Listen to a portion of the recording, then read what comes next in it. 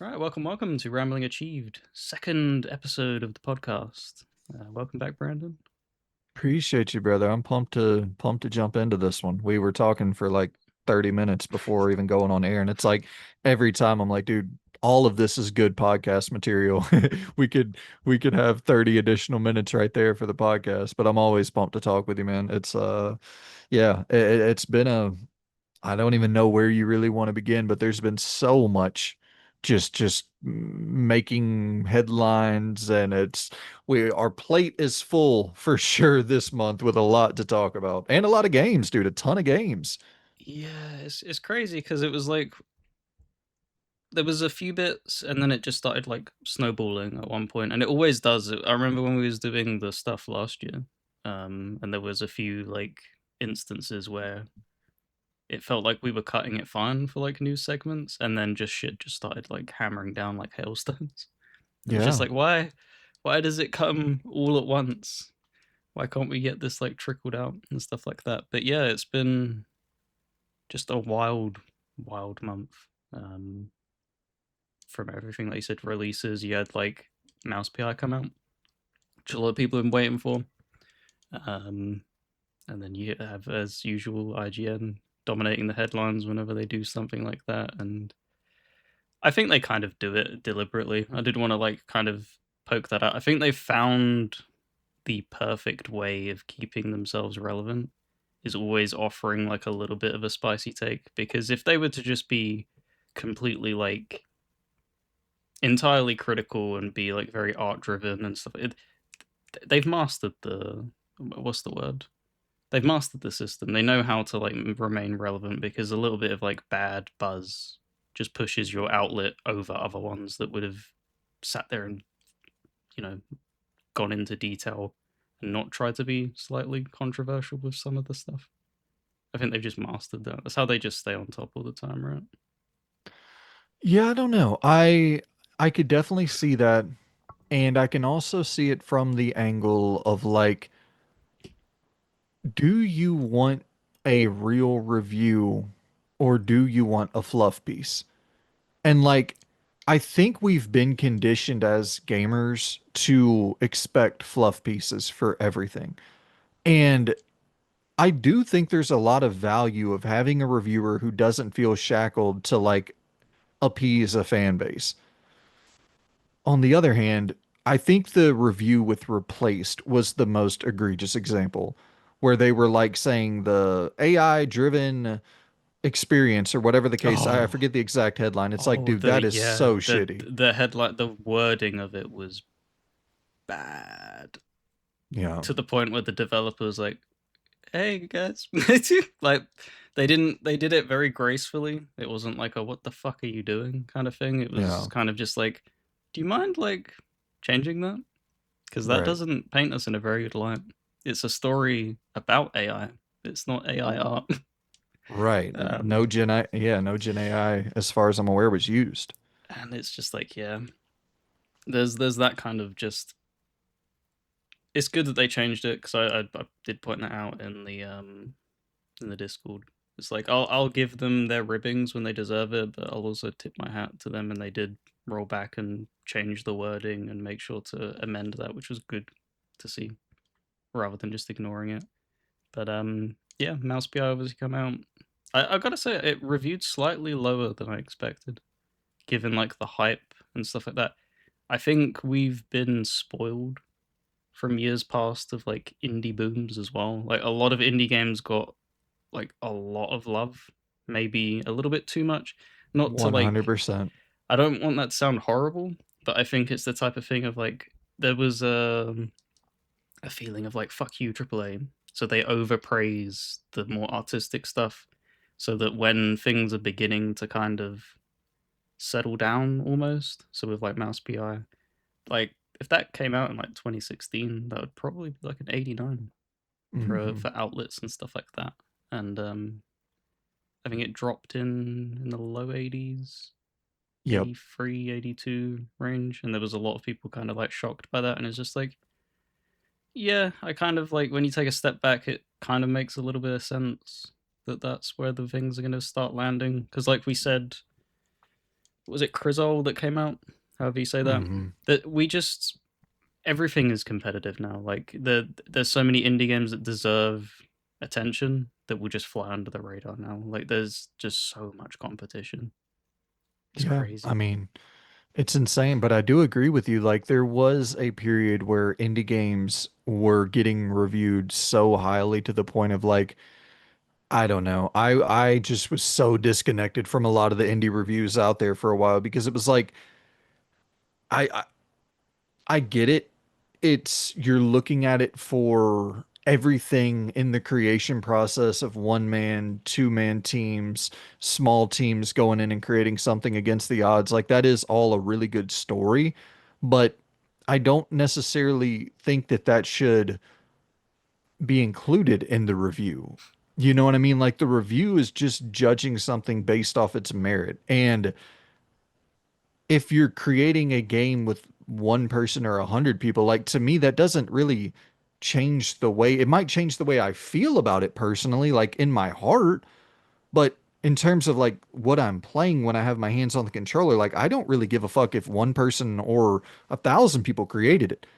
It's like, am I having fun? Am I not having fun? Like that's is the story good? Is it not good? Is the writing bad? Is the writing good? Like you're not really that being one person's creation or 100 people creating it, like I don't give a fuck one way or the other. And it just seemed like for a while that was way too heavily influencing reviews. So I'm actually glad to see Mouse PI for Hire in that low eight range because it's a low eight in my opinion. Like I played it, I finished it, I love the game. I fucking love it.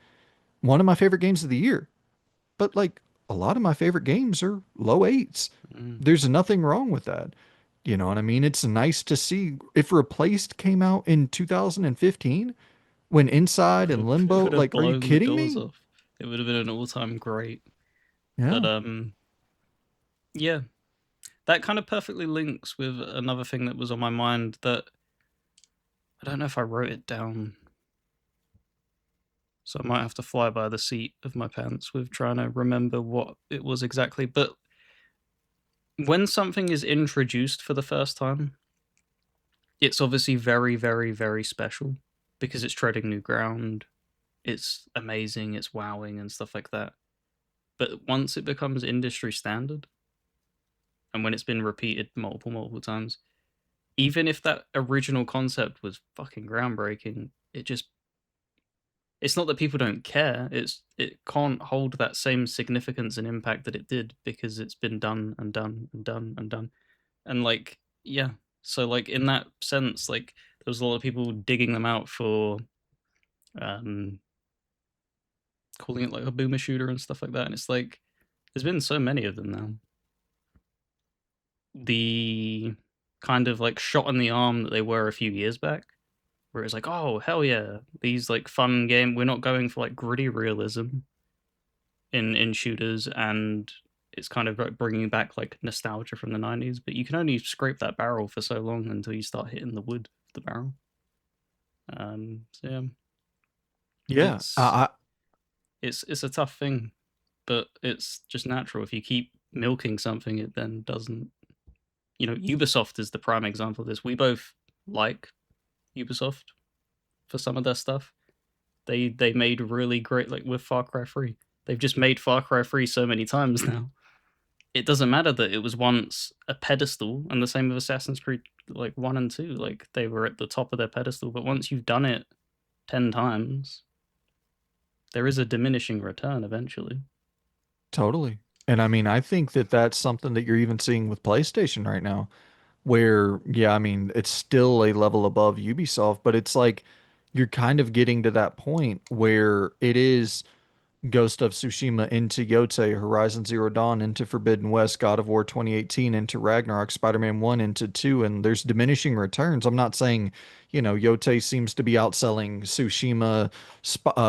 Spider-Man 2 obviously sold extremely well. God of War Ragnarok obviously sold extremely well. I'm not necessarily talking about from a commercial perspective, but from a critical perspective. Like, those games almost universally reviewed lower than the original. So, and it makes sense because the wow factor has kind of worn off. But I also think that I don't think you need to pivot as hard as people assume. Like, I don't think that Ubisoft's saving grace is going to be a drastic transformation in how they create their games. I think small changes can go a long way. You know what I mean? I think Mm. that if Ubisoft starts writing stories and motion capturing characters, like that will go a long way to improve the reception and critical response to Ubisoft games. I think if PlayStation, pivots into a realm of like just a different style, right? Like not the dad thing. Like have the same structure, but not the sad dad game. Have the open world formula, but a different style of open world. Like I don't think that there needs to be these drastic changes that people assume where it's like PlayStation needs to go back to the Japan Studios days. It's like, guys, I hate to tell you this because I love that style of experience as well. But even when you look at Astrobot, which is the remnants of Japan Studio, Astrobot has no sway, has no motion in terms, once again, in terms of you need those games and you have to fund those games. But in terms of selling 30, 40 million copies, like Astrobot, the last figure we had was like 3 or 4 million units sold, which is great. And they made more than their money back for a game of that scale. But like that, they can't abandon fucking The Last of Us to go to Astrobot. No, and then you would be in the same scenario as well. Of like, if you did pivot to that, you would begin to start scraping the barrel. It's a never-ending vicious cycle. It is just slight pivots here and there. Because what got me thinking about that as well is why I brought up the Ubisoft thing. Is they've gone and done that Black Flag thing, and it seemingly feels like they're going back to how things were before. That's great for the original fans and stuff like that. Do you understand how much of like a tonal whiplash that is though? That you've built up this new fan base of people that they're going to go back to that's not what that's not the Assassin's Creed they knew, in the same way that when you went to that avenue, you alienated the original fan base. And it's just like, I don't think it's a good thing to tug of war like an IP in that way, because you're going to be heavily displeasing half of your fans and then heavily please. And on top of that, going back to that route, you've pissed them fans off already. There's a lot of them that probably aren't going to come back as well, to be honest, because you've already shown that you weren't interested in them for however many releases, whatever it was, 3 or 4 releases. It's a weird thing. Like it's just over correcting the course in a way. But, in my opinion, I think that that's kind of the proper correction is they look at the formula that they have with the open world and the checklist or whatever the open world Ubisoft template is, and then they slightly made it into an RPG. And now slightly going back away. I think you still retain a lot of because it's not like the people who played Assassin's Creed Black Flag aren't going to understand how to play Origins or Odyssey. And it's No, not but like the Odyssey. the appeal will be slightly less there, because that's the thing of like, because there's people who genuinely have the feeling of like Elden Ring is the greatest thing ever, but they have no interest in going back to Dark Souls because of that different structure of explore.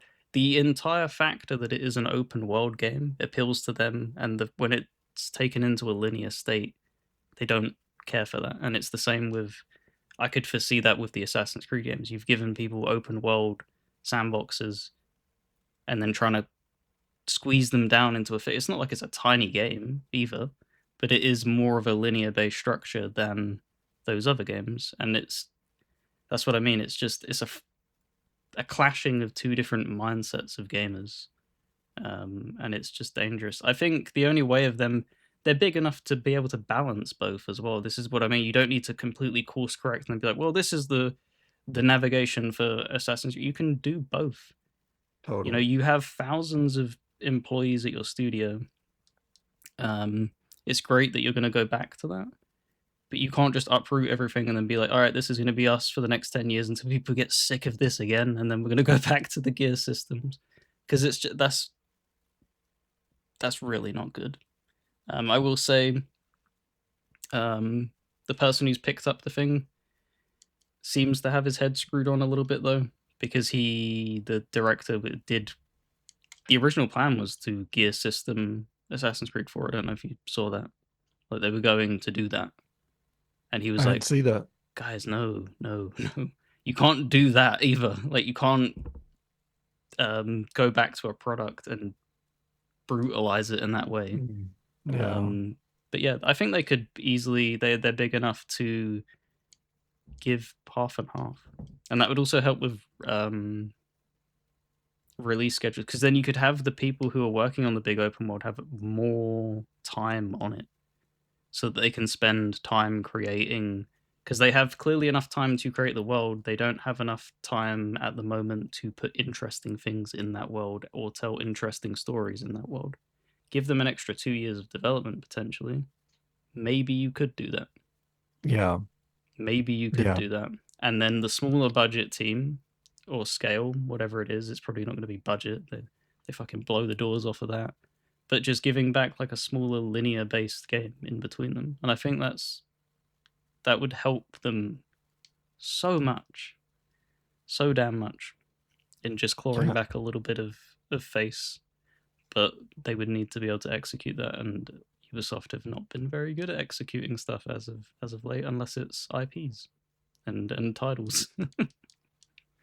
I saw Splinter Cell was supposedly rumored for 2027 coming out next year. So it's like I think that that is the perfect approach, right? Where you have your big Black Flag remake and Hexe, and then you have a Splinter Cell or Well, I Hexa's like, gone under changes as well. They've said they've gone yeah, I and saw ripped out that all the magical elements. I think they've cancelled a few unannounced titles, a couple of Assassin's Creed games. It's just they're in a really bad state at the moment for internally. sure. I don't know what's going on there, but they need to find their footing. Um, were they bought out? I can't remember. I know EA went with the thing. They never got a deal done, did they? They've been Well, they did. screaming. They got it done. So they went private and Tencent bought out the Ooh, majority of their shares, if I'm not mistaken. And but they have a separation where I think Beyond Good and Evil, Splinter Cell, like all of the lesser IP, I think Ubisoft still owns like a majority ownership stake mhm. in a separate division. And then but like Assassin's Creed, Far Cry, Rainbow Six, all the stuff that makes money, Tencent majorly owns. So they yeah, that was kind of Tencent coming in and pretty much buying out Ubisoft, but without 100% ownership being given over to Tencent. I don't remember the specifics of the detail, but I think that's a roundabout way of summarizing it. Yeah, that's fair enough. Yeah, because you wouldn't want to buy them out entirely. You'd want to have a little bit of agility if things started to like fall apart, and be like, "Well, we'll take these and fuck off." Yeah, Ideally absolutely. for them. Um, but yeah, did you have anything else you wanted to touch on that? No, I don't. I really don't follow much Ubisoft stuff, if I'm being honest. Like I'm there, Black Flag day one. Oh, you're I'll getting it pick day that up one. for sure. I loved what I played of it. I played like 3, 4 hours of it, but I had other stuff that I sometimes I get into these weird, I don't even know what you want to call it. Like I know that a game's coming out in 2 or 3 days, and I'm like, I don't need to buy anything. I don't need to. And then I see something on sale, and I'm like, fuck, this 30-hour game, there's no chance I'm gonna finish it before the next game comes out that I want to play. But I just kind of like I always want to play games. You know what I mean? Mm, Like so just sitting there for 3 days waiting on something, you just finished something else, but you don't really have enough time to commit to anything. And you also don't really want to just jump into something small that you know, I've played the majority of the indie games that are really going to like leave an impact on me. And I mean, I'm sure there's still so many others out there, don't get me wrong, but like you want to play something that feels substantial and you jump in and then lo and behold, you fucking obviously don't have enough time to really commit to it because you knew that and you shouldn't have bought it in the first place, but it was $5. So you say, fuck it. And you're like, I'll return to it at some point, but you never do. It's like that cycle. I do that over and over. There's probably hundreds of games that I have started and gotten like halfway through. I mean, Control. I obviously I finished Control, but I replayed Control before the Resonant comes out this year, and it's like I have 30 minutes left to finish it. I've got I don't want to spoil anything, but let's say I'm back at the office doing chores. Mm. So like I'm right there. There's no more content. Like there's not another boss fight. There's no encounters for me to experience. There's nothing preventing me from finishing the game other than just pressing X on the icon to boot up control and to just watch the rest of the story play out. But I do that so often. Sly, I'm like 45 minutes away from finishing Sly. Spider-Man 1, I booted up, replayed Spider-Man 1. I'm like But 2 hours away from finishing these are just that. for replays, though, right? Is what you're But I giving do the it for majority. But the I do it majority of them were replays, so I will give you credit. Like, you wouldn't be if you had never experienced Control and you knew that it was coming out. I doubt that you would be doing it in that same regard. You probably would have seen it through. But yeah, I do the same thing. It's why I dreaded when we would do the monthly game thing. yes. Because we obviously at the time would throw in stuff that we didn't finish for a while, and it was just like, I don't think you understand like how many things I have like I just dip into because I have double digits on rotation all times because I it's not an attention span thing. It's just so heavily driven by mood. Like Yeah. I can be loving something wholeheartedly and then just be like, it's not that the game is bad or the game's become bad. It's just I'm not in the mood for that anymore. It's nothing against the game. It's just personal preference. I want to be doing this, and it can be anything. Like I don't think we realize like you can see something when you're scrolling in a feed, and it shows you like a picture of a sci-fi something, maybe a movie, and then you're like, the seed has been planted, and it's like, I miss Mass Effect. Yeah. And then you want to go and play something like that, and then you'll get like halfway through it, and then you'll be scrolling and be like, Lord of the Rings, fantasy. And that's just Right. kind of like the constant cycle. I So tell no, I you, get dude, it. one of the big reasons I want the Helix to be somewhat affordable, return to exclusive games, have like a real selling point is because what what ended up happening was I got into Xbox in, with the Series X in 2020, and I still primarily played on PlayStation because they really didn't have an exclusive lineup rolled out until 2021 was probably when I really got in where I was like Forza Horizon and Psychonauts on Game Pass, and they started, then you go into like Pentiment and Hi-Fi Rush and Starfield, so like the snowball really started to pick up steam. And then I was like, oh shit, something I realized while I was in the ecosystem was, oh, okay, here are these achievements, and oh dude, I don't have achievements for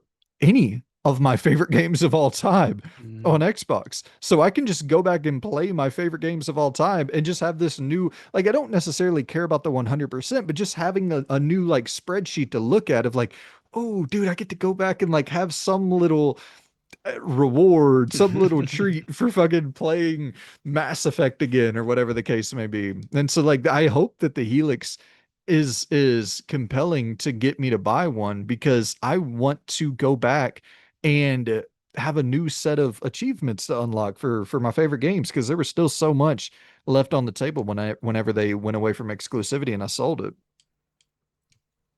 Yeah, and they've been obviously the big news story relating around them is obviously the Game Pass price decrease. Um, just shows that they are willing to make changes and very quickly. It was definitely something that needed to happen, and the only way that they were going to get that price down is by removing one IP in particular, which is so glaringly obvious. It was, I think you said it in the Discord, and I do agree, and I think I said it at the time as well. It's something that you definitely needed to. You have all these components, and your goal is to get that like massive number of players. You had to test it out. You had to Totally. like give it a go to see. Otherwise, the what if would be looming over. It didn't help that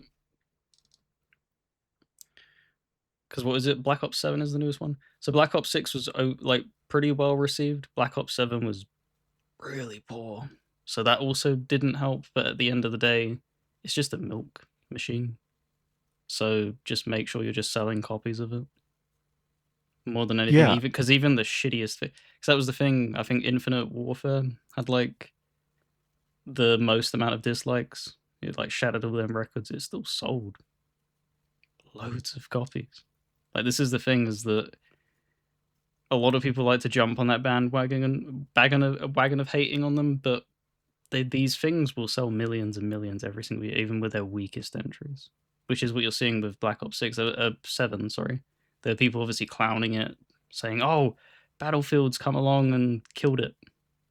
And it's just like, I think you quite realize just how resilient COD players are. They're there every year, man. They may not be there at launch for this year because that Battlefield is much more compelling. But come January, and look what happened. Like the moment like the sales started to roll in and the prices started to, you just saw it start climbing up them charts and then overtook it. And now you look at Battlefield's player base and it's a fucking absolute shadow of its former self and gone Yeah, back and to it's the normal, you know, yeah. existence state that Battlefield exists in. Like Battlefield has given it a run for its money every now and then with releases, but they have always struggled to meet Call of Duty toe to toe, and that's not changed. Because Yeah. you look at No, how and many, what was it, 700,000, right? Around about then, concurrent players on Steam for oh, I don't remember it like it all. I was can an look it up. insane number that was like, holy shit, that's crazy. And it still didn't save that studio from getting gutted of stuff the other month. Like it's yeah, they're just it's a vicious cycle, man. But that is the one thing that they had to remove to get that price down. It is worth keeping in mind as well. I said this before about when they price increased. What was it, the Outer Worlds 2, and then backtracked on it? Mhm. You've Yep. not gained ground by them. It's good that they obviously backtracked, but we've not. It's just moving the goalpost forward and back, and it's not even the case with this gameplay. They've moved it up and then they've dropped it, and it's still above what it previously was at. So you should still be critiquing that.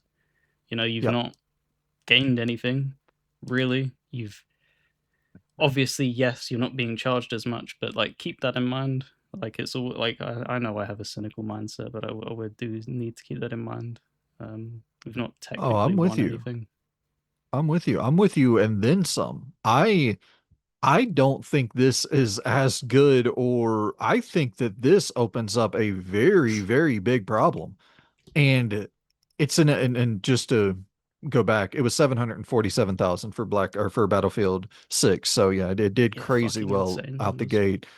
But like you said, Black Ops 7 is likely going to end up outselling it by the end of this year. Whenever you do like a 12-month comparison for both, yeah, it's crazy. But it's just to go back to Game Pass is that this opens up a fatal flaw with everything, including the day one releases where okay, so let's theorize on Call of Duty launching day one with Black Ops 6. The whole thing was okay, this is going to be the game that moves the needle, and it didn't. And so now they pull it out, and it's like, okay, well, what do you think about your other games that are needle movers or your other games that are going to sell 30, 40 million copies?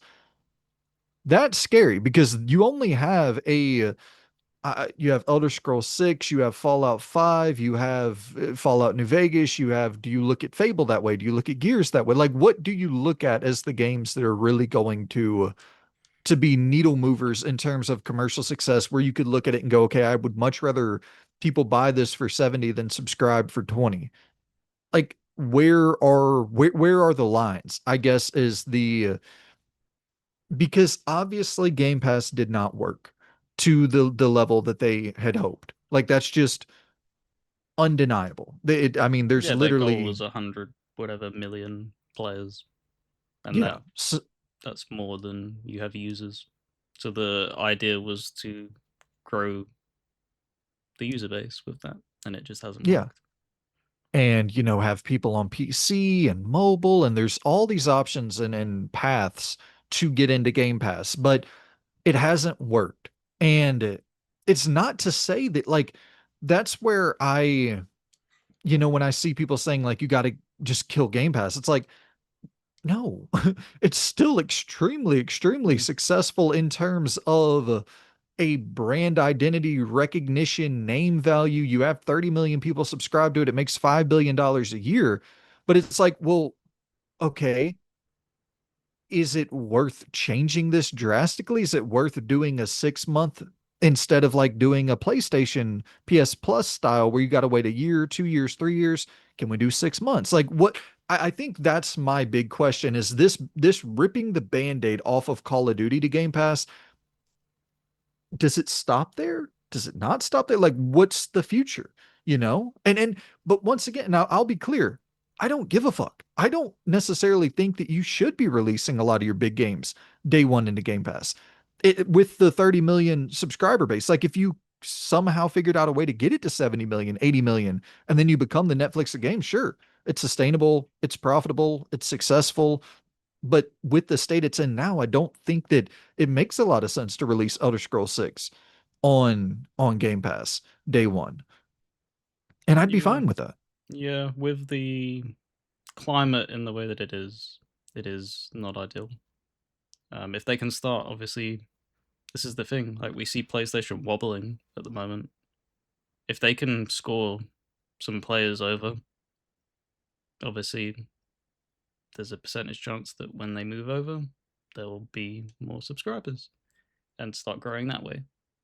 The only problem is that the the next gen is going to be fucking expensive.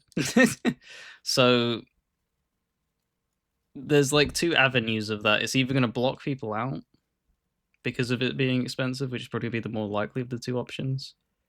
What you could actually see happen though is that if it's going to be that expensive, people may be more likely to bite on the subscription model because they forked out so much money onto the hardware that they may be like, all right, I can't buy four $70 games for the next few months. I'll just sub to Game Pass for a few months. And then if they like what is in there, then they'll stay in there, kind of thing. But that's a lot of ifs. That's a lot of Yeah, like dice that's rolls. That's yeah. that's that's the thing, and that's why it's the more likely thing of like I don't know if you're going to be growing your base if it's very very expensive unless PlayStation also follows suit with it being very very expensive and they continue punching themselves in the face as they have done these past few months. But they'll eventually wake up. You would have to imagine because they've been in such a strong and dominant position. I would be shocked if they continue spiraling and then get into like a really bad rut. Well, It's very hard to envision that because they've been such a dominant force. But then this happens all the time. At the same time, it's like you can't envision it, but it still doesn't mean it's not going to be a potential reality. They obviously the 360 was very dominant, and then they punched themselves in the face with the next generation with that, and they're still feeling the echoes of that all these years later. So yeah. I mean, I think that as well, you got to also keep in mind how much of what we consume in terms of the content, in terms of the news headlines, is like so hardcore centric that the majority of people are going to buy a PlayStation 6 for Spider-Man 3 and don't have any idea about DRM, don't have any idea about the live service games cancellation, don't have any idea about Herman Holst or Jim Ryan. Like they have no fucking clue. It's just, oh, Spider-Man 3. Oh, Wolverine. It's such a simple mindset, which is like that's the majority of people. That's how I was for years and years and years. Was like, okay, well, that I want to play that game. I got to own that system to play? Okay, cool. Even whenever I knew a lot about games, I didn't know fucking, even as an adult at 18 years old, like I didn't know who Andrew House was. Like I would see him, but I didn't know updates of the business. Don Matrick, I didn't know that he was such a shit show. Like I would see him pop up at events, but I wasn't like keeping track. I was just keeping track of the games. And I was into gaming. So like people who were just playing Spider-Man, Fortnite, and Call of Duty, it's like they don't give a fuck at all. And that's going to be the majority of any user base out there is Yeah. the people who don't have a fucking clue. So it's just, it really is as simple as, do you have the games? And if you don't have the games, you don't have the audience. And if you don't have an affordable price point, you don't have the audience. And that's like, And one but more it's, thing as well. The third thing is if your brand isn't there either, because this is the thing is that they had games for a few years and stuff like that, but like it still didn't move the needle in like Europe at all because Xbox's brand has just been buried under PlayStation in that regard. Like they had games to offer people, but people didn't. They don't know what Game Pass is because like Dan gave it a mention in the Discord. Like he was mentioning it to people, people didn't even know it was a thing, and it's because they've been so poor at marketing their product, unlike PlayStation. The stuff that we was giving with examples of slapping PlayStation on Champions League billboards so that every single minute of you watching football, PlayStation is just having its logo scroll across the screen every single second, therefore reminding people that it exists. So it's always placed in people's mind. And Xbox has just had shit marketing because the things that they have pursued just don't appeal to anyone. Like the this is an Xbox thing and stuff like that. That's not gonna get people in the door at all, really. Like you need to be you need to be able to convince people. It's they were bigging it up as if like mobile gaming was going to rival console gaming. It felt like for a lot of things of like bigging up the cloud and everything. It's like yeah, you can offer that, but you can't have that taking up so much space in marketing. That just can't be a thing.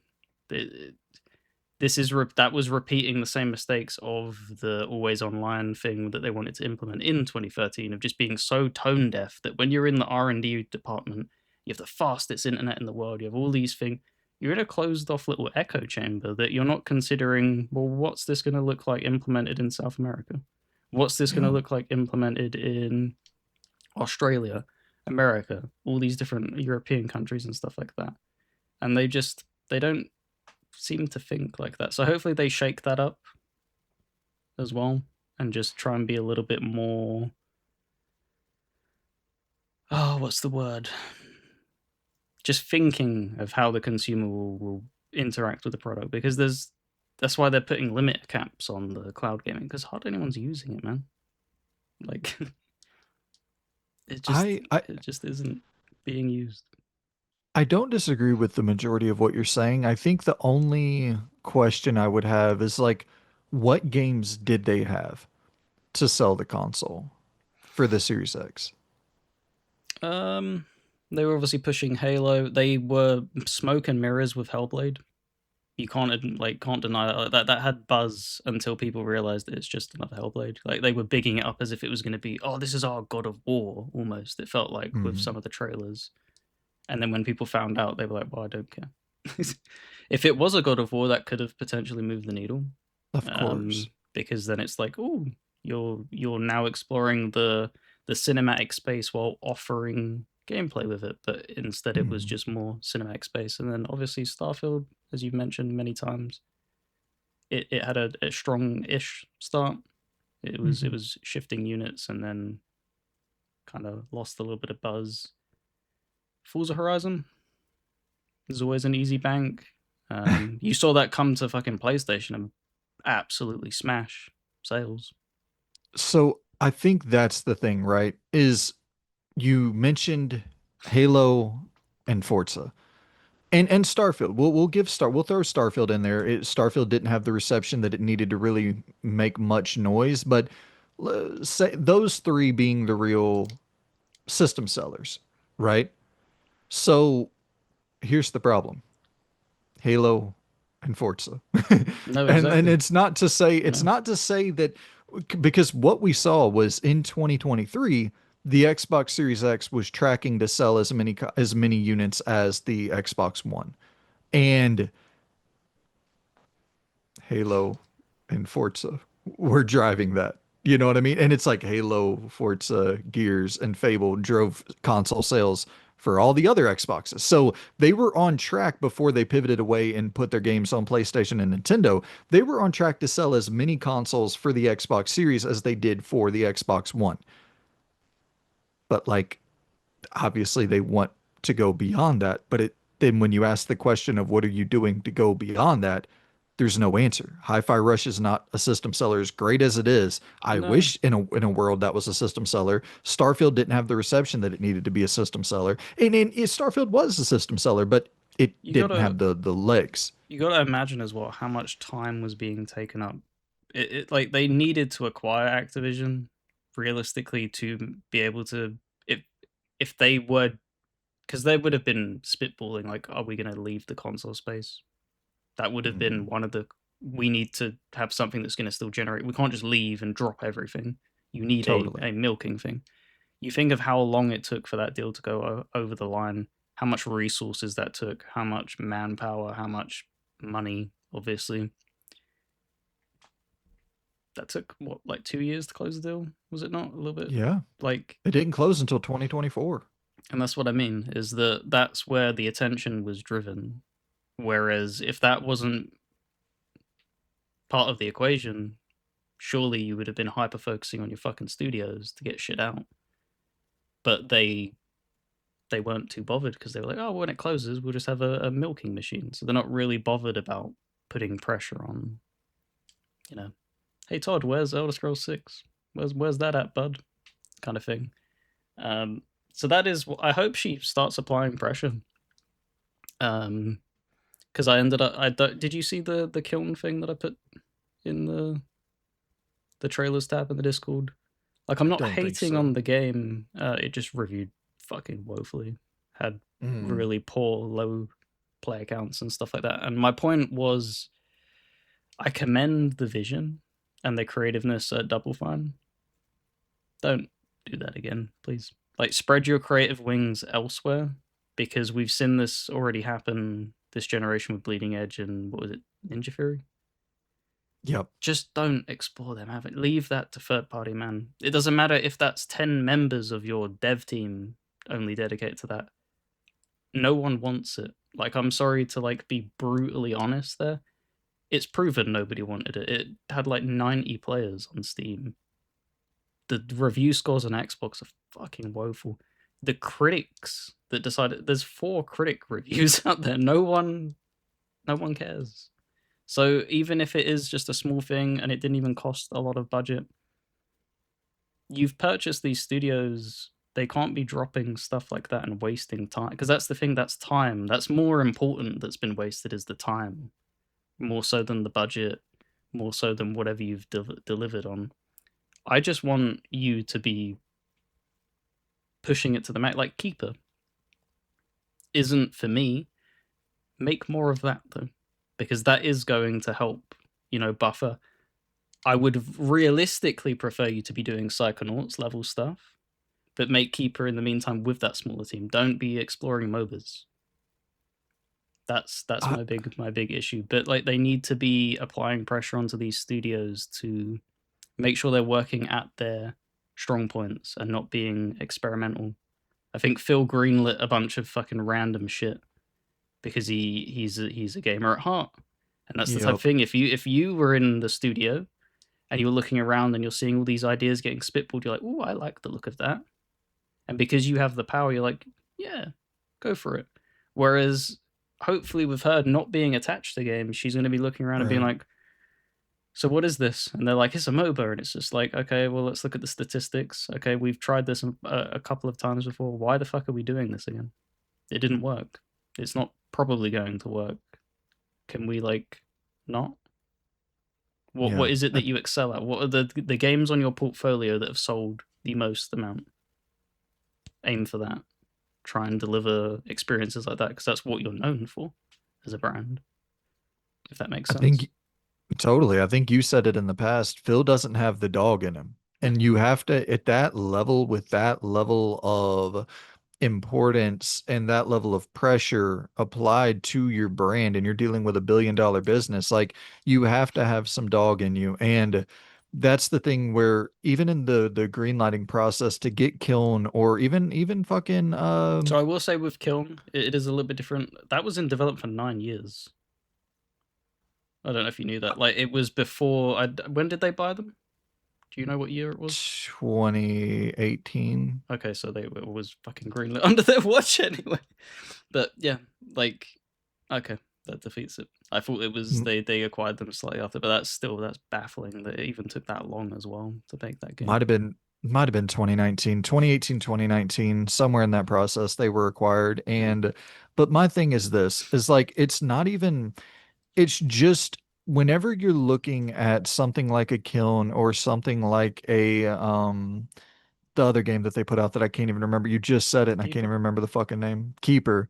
When you're looking at games like that and you're looking at a studio who just did Psychonauts 2 and you're looking at Banjo, Spyro, and Crash Mm-hmm. all being IP that you own, it's like you have listen, I understand if you sold your fucking business to Xbox or to PlayStation or to Electronic Arts or to Ubisoft or to Take Two or to you understand what you're signing up for. I don't give a fuck if Phil got in there and was like, we're never going to pressure you to make things you don't want to make. It is a fucking business. And sure, Phil might have said that. He has a boss as well. And his boss runs a $1 trillion corporation called Microsoft.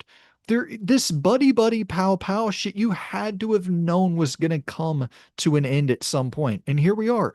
Hopefully it's the fucking end. Because if it's not, it's the end of that console. And like you need to get to a point where you're comfortable saying Double Fine. Here's the options on the table. Crash, Banjo, Spyro, Psychonauts.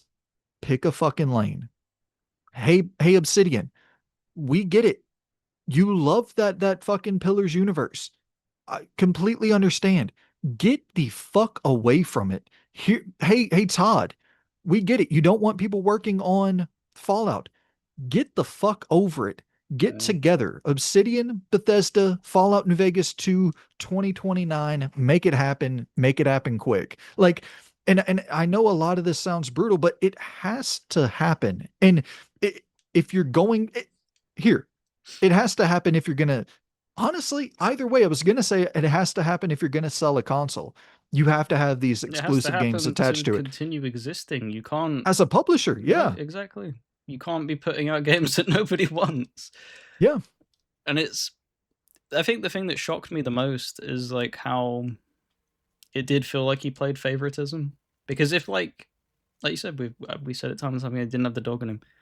If Obsidian, because they made the request when they'd been purchased, and they did it prior to that as well, being like, we'd love to take another crack at New Vegas too, or New Vegas again to make New Vegas too, and Bethesda denied it. He doesn't want them.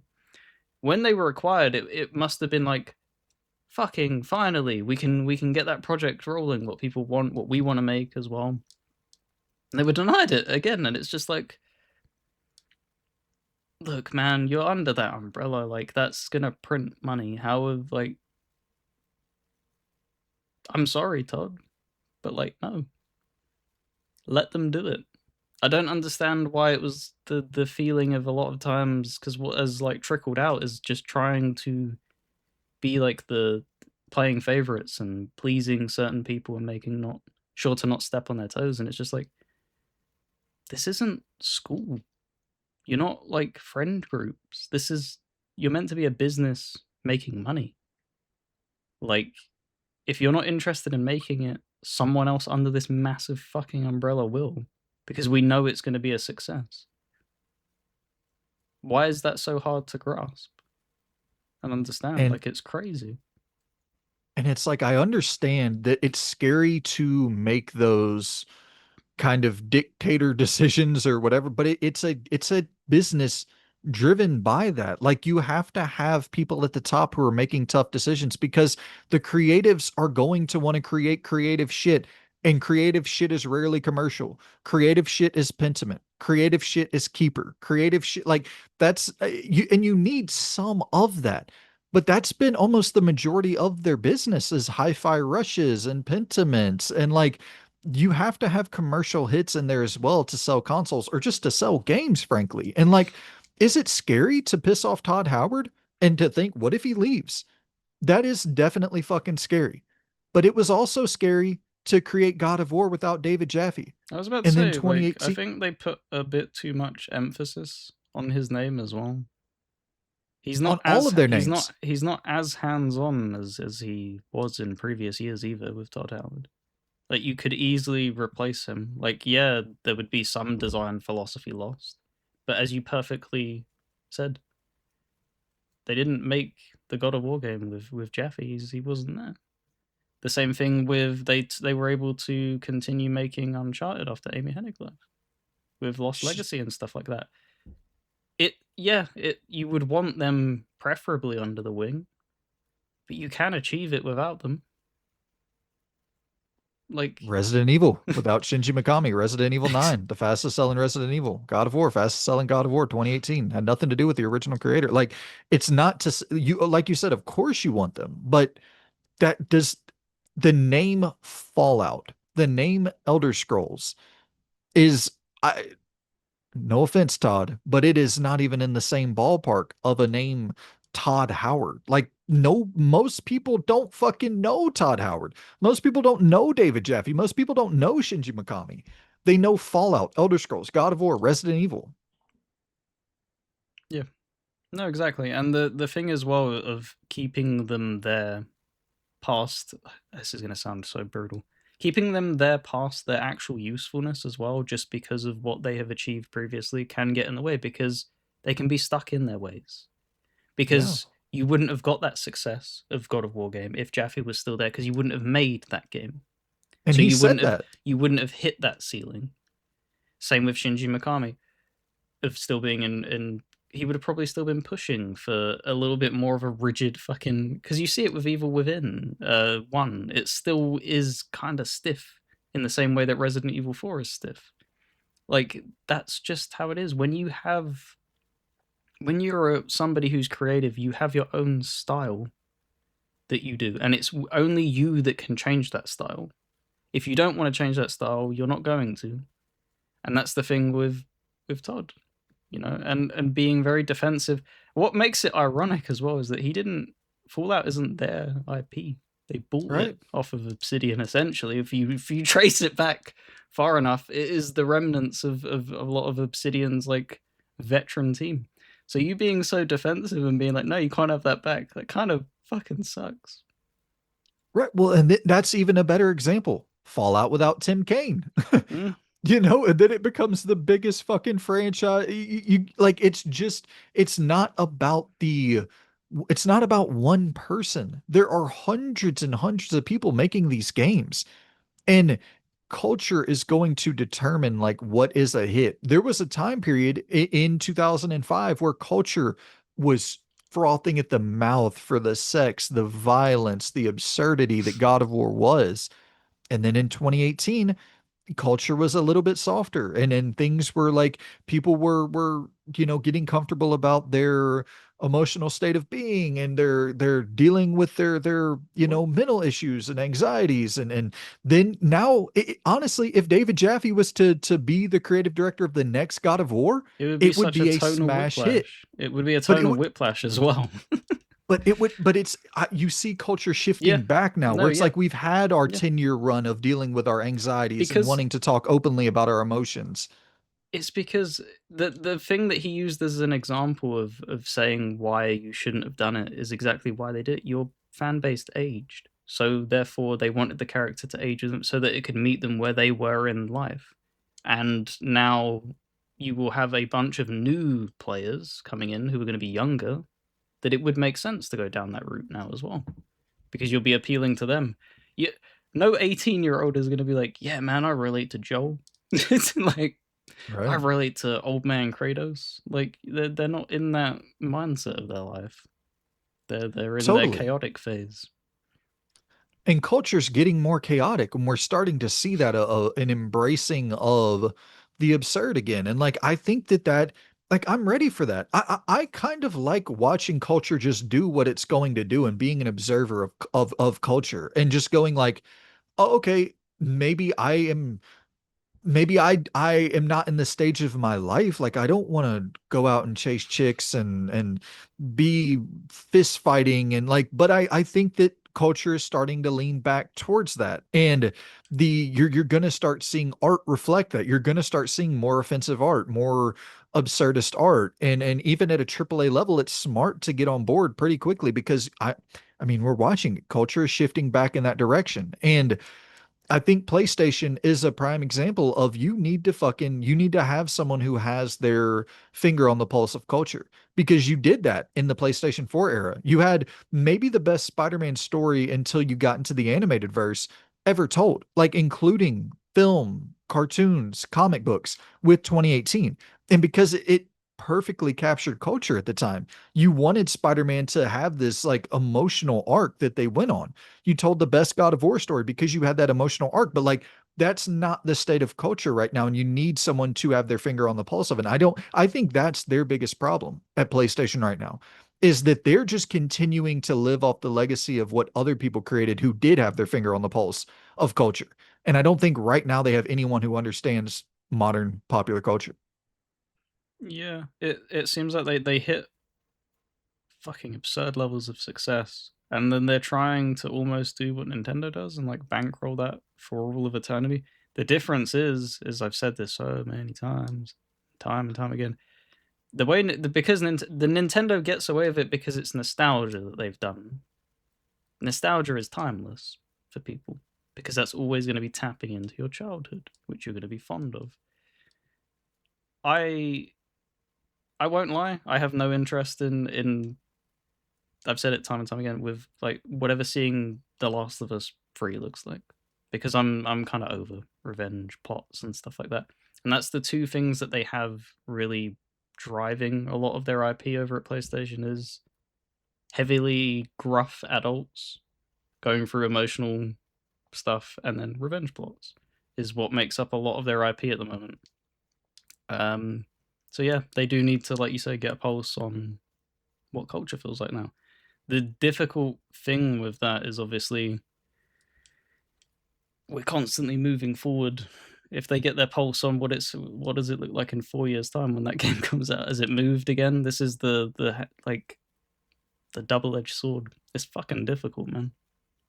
Well, and that's the thing is like, and I'm not saying this in a way of, you know, it, you you have to have people in the building. And no offense to Jim Ryan, no offense to Shuhei Yoshida, no offense to like, I don't think Shuhei Yoshida is the answer either. No offense to him, but like, you got to have people in the building who see the shift happening before it happens, and that might be the fucking hardest job in the creative space Oh of yeah, seeing you where culture is going to go before it goes there. the thing is that's it's not just gaming, that's every walk in life. Is that when you come into any business, any like politicians, anything, it's the old heads that have the control because they feel that they're wise, they know better, they don't listen to young blood and stuff like that. And in the case of like gaming and stuff like that, there's going to be things where it's like, we're not going to take a punt on your stuff because we don't know if it'll work, if that makes sense. Yeah, Whereas it's going to be, we're just going to stick with what works. And totally. it's just like, hmm, probably should be a little bit more agile and maneuverable with your opinions like that. But that, like I said, it's like that with every aspect in life. Like there was stubbornness with movies and stuff like that for a long time, and when you see success, there's even stubbornness there with like the MCU running itself into the ground because they fucking found their massive jackpot thing, and then they've just been recycling that. I don't even know when that film came out, like the conclusion to that MCU trilogy thing. They've just been spiraling since, really. Like every now and then you'll get the Spider-Man films that are good, but they've put out so much shit to the point where they're seeing massive diminishing returns. I think they like sacked. Did you see like their entire like visual effects studio or some shit? Relying I on AI now. I would assume so. And it's just like, okay, that's the answer, isn't it? It's not trying to like refresh the idea. Like the reason that you boomed in the way that you did because it was fresh, and that's Yep. what like creatives and people who own the creative IPs sometimes forget is that freshening it up every now and then is good. And props to Soros, props to Intergalactic, but like you Wolverine as well, like that's a good decision. But like hearing that Cory Barlog is about to make another God of War game, and that's what he's been working on for 7 years now, 6 years now, it's like, dude, what in the fuck are we talking about? But and then that's the thing where from an individual, from a personal standpoint, I have to understand that I don't have my finger on the pulse of that franchise because I've been saying that since God of War fucking 3. It's like I do something else. I've never been like this massive God of War guy, but they sell 30 million fucking copies. So at some point, like they're really you have to understand that you might not have like there's always going to be personal bias and you might have your finger on the pulse of one thing, but you don't have your finger on the pulse of the other. And if you're going to create a franchise that sells 40 million copies, like you might want to listen to the people who have their finger on the pulse of that specific franchise and maybe not so much take the pulse of the wider culture. No, obviously, it is obviously very easy to critique them for their stuff when they miss, isn't it? Because it's hindsight is a bitch. But like Yeah. whenever they've made these decisions, you do have to give them props. Like they are there, but they are qualified to be there. They don't just have like you can't just turn up to Sony or me and then they'd be like, hey, go head of this department. Like you've had to climb your way up there. And Mhm. sometimes it's just the matter of fact that decisions don't always pan out. I think it's also good as well of what they did with like Uncharted. Just let it rest for a bit. Yes. You don't need to bury the fucking IP. You don't need to be like, well, that's the end of that. That's never coming back. Just, especially leaving it on a high as well. Like, it's not like you went out with a whimper with Lost Legacy. Like, some people, there are people out there that hold that as like their highest thing because it was the perfect balance of being Uncharted 4, but being leaner and being Yep. shorter and stuff like that. And I think that's the perfect way of doing it. Being like, okay, well, we'll put that on like pause for a bit. They should probably do that for God of War and stuff like that. Like you've knocked them two games out. Let it sit for a bit. You Yeah. know. Couldn't agree more. But once again, like I yeah, I couldn't agree more. I can't believe that that's Cory Barlog's next game. I cannot fucking believe it. Like I cannot believe that that studio's never done anything other than God of War and one Connecticut game in 2001. Like that's a shame for a studio that's that talented because you do get into the risk of being a 343 or a Mm. coalition. And it's like, what are we doing, guys? We need more beyond just you being one IP. Like be a fucking I don't know. For And me, as well, it has to I get it if that's what they're 100% passionate about as well. Because you need to be passionate about it. Maybe he really, really does just love that IP and feels like his only creative outlet. Like when you're jotting stuff down as like a writer or whatever, like with Stephen King, for instance, I remember him saying that he's wrote tons of stories and he never published them because you get to like three quarters of the way through and you're like, I don't know how to end this and stuff like that. So like there is creative limits. Maybe he feels like he can't tell anything else. Or maybe he doesn't want to but risk it and stuff like that. but I guess my thing would be is like, why does he have to tell it at all? Is there no one else at the top of that studio? Like no creative directors, no lead designers? Is That's there that goes nobody who that has? just goes back to the thing though, isn't it? Of when you're like successful or you're in the higher ups, you don't listen to anybody else. You're kind of the guiding light of like you've delivered the success. So therefore your opinion has weight, your word has weight, and it's kind of hard to dislodge that. But what I'm saying is like, as a Herman Hulse style figure, why is there no urgency to like, and I guess because everybody's already working on a game for fucking 8 years, you can't really pull people apart and separate into new studios. But it's like, my thing would be, okay, can we figure out a way to have like a pitch meeting with different high ups at the studio? And then, because like that's what happened. Well, I shouldn't say that's what happened, but Look, you were that's there. yeah. Cory Barlaw gets his own God of War game, right? Like, obviously, he had to pitch that idea for how to revive God of War, and it was his vision. And David Jaffe had to pitch the original God of War. So, like, are these pitch meetings not happening as frequently? Are there? No, they Is it only that? Bluepoint obviously they came through with their own thing, right? And then they were denied it. There's just a lot of adamancy around do it our way. I think there's probably tons of things that get pitched. And then going back to like Obsidian pitching, wanting to do New Vegas too, I think there's a lot of shit that just gets shot down because of egos and yeah, you could make that, but how about a live service game, Bluepoint? They make a lot of money, and it's Right. kind of Yeah, I guess like that's the thing. that's the because in PlayStation's eyes, there's probably no urgency to have Bluepoint be put on something. Us as the fans, it's like, what the fuck are you doing? But they're like, well, we have God of War that will sell well, we have Horizon that will sell well. Who's disposable Bluepoint to us? Why don't you go try and knock that out the park, guys? And then they obviously don't because it's not nothing against them. They're a very talented team, but they don't know how to make a live service game. It's not in their wheelhouse. They don't have the Right. capacity to do that. It would be like somebody perfecting how to cook fish and then being pissed off that they don't know how to like do that at the same level of cooking chicken. Like there's just specialties, and that's just not what they were cut out to do. Um, Yeah. so I think there's just a It, lot of headbutting yeah, with and I with think higher that ups.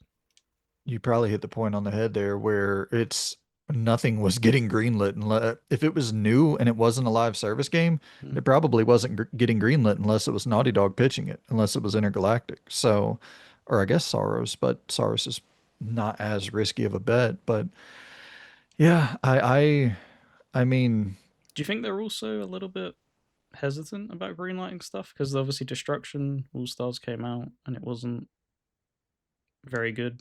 There was another one, wasn't there, under their umbrella that came out that wasn't very good. Unless that was a third party game that I'm thinking of. But they've I'm like dipped not, their toe in the space and they can use that as a very convenient excuse of, well, no. Maybe just yeah, stick to this or do what we think is best kind of thing. But yeah, it's right. really unfortunate. Um It is, man. And I mean, they're in a weird spot too, where like they make 90% of their money from third-party games, from Fortnite and Call of yeah. Duty and NBA 2K and Grand Theft Auto Online. And so like they're in this really weird spot where like I hate saying this, but you could make the argument that they don't even need to make games. No. And it's like Because you just they're print kind of money. in that You've steam. won that, especially if Xbox sank, for instance.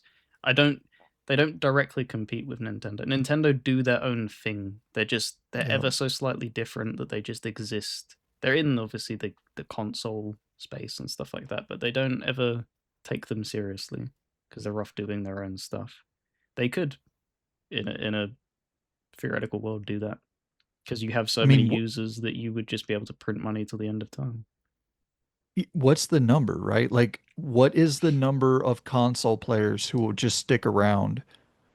And because in this theoretical world, if Xbox, the console, goes under, well, then The Witcher 4 is exclusive to PlayStation, and Grand Theft Auto 6 is exclusive to PlayStation. And so, like, in this weird scenario, what is the what is the driver to create new IP if there's literally no competition in town? And I mean, I, no offense to Xbox, but like it's almost it is that right now. It's not almost that, it is that because you're putting all of your games over there.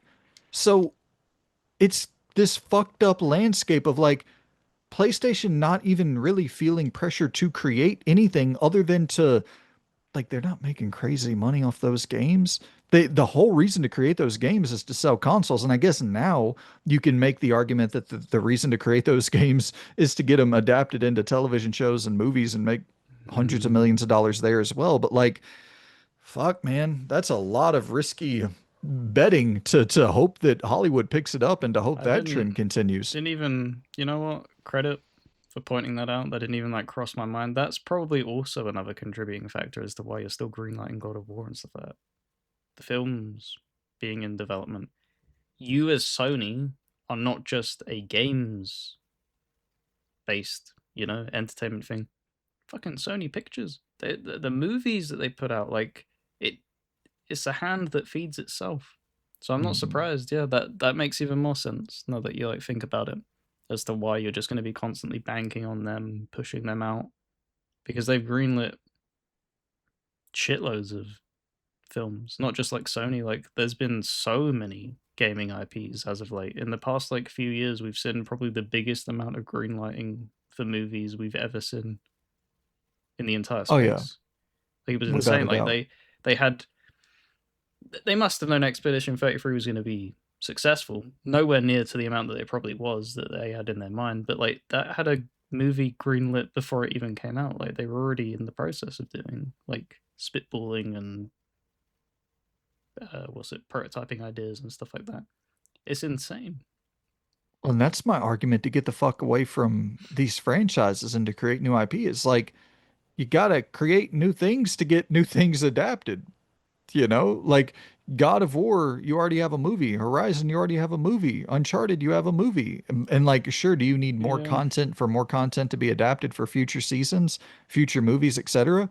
Yeah, but you kind of could just let them go and create their own future seasons. Like, it doesn't necessarily have to be adapting exactly what you created. Uncharted didn't adapt exactly what was created with the games, and God of War could surely go and create, Amazon, go and create your own, go back to fucking, like, you can do all these different stories that don't necessarily have to be directly from the games, and I don't think then the most of games them can will adapt. be even. I think the only reason you saw that heavily with The Last of Us is because Neil was involved, right? Yeah. I think that's the only. If he wasn't involved, they would have, as you always see, The Witcher's adaptation veers off. Fallout Fallout. veers Yeah. off. Like, yeah, Todd like visited and he was like, "Yeah, you guys put that on the table, awesome."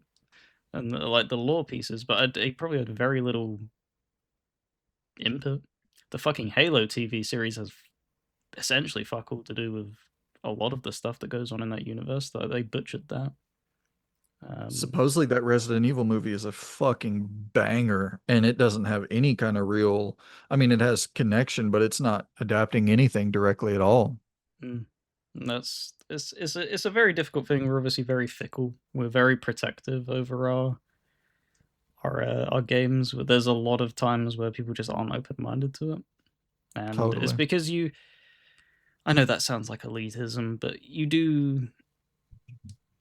I would argue as close to, it is obviously subjective to myself, but as close to becoming objective. Like you are going to no doubt resonate with characters much more because you're the one controlling. You're in that. Like you can get immersed into a book, you can get immersed into a film. Like you can watch Schindler's List and cry and stuff like that, or Yeah. Boy in the Striped Pajamas, and it will hit you in an emotional level.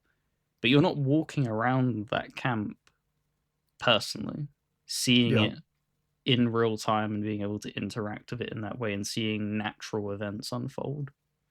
So there's always that with when you like with Fallout, there's a lot of people that pissed like it's a successful TV show. There's also a lot of people that really didn't like what they did. And it's because they've resonated so heavily with the original source material that they feel like they didn't do it justice and they have every right to feel that. The Totally. expectations are unbelievably high. And the same with the Witcher stuff. And it also doesn't help with the Witcher stuff. Hearing that obviously Henry Cavill, there was a lot of people that were happy that he landed the role, and then hearing that his input was being ignored because he is a fan Yeah. of the series. So when you hear that, that always stings. So Yeah. And it's, I don't think that I do think there is that level of elitism, gatekeeping, whatever you want to call it, of trying to rain on anyone else's enjoyment. I think that's lame, but for you to be dissatisfied yourself, sure. Like there's how many Resident Evil movies have I been dissatisfied with? I like them, but like none of them are what I want, you know? No, especially for the Resident Evil, you kind of have to look at it in its own little creative echo chamber. Like Yeah. they don't do justice to the game. They're fun action movies. The Mila Yeah. Jovovich films. They're really damn fun, but I don't think it captures Resident Evil particularly well. No. Um, No, it's so, silly. did you have anything else to touch on there?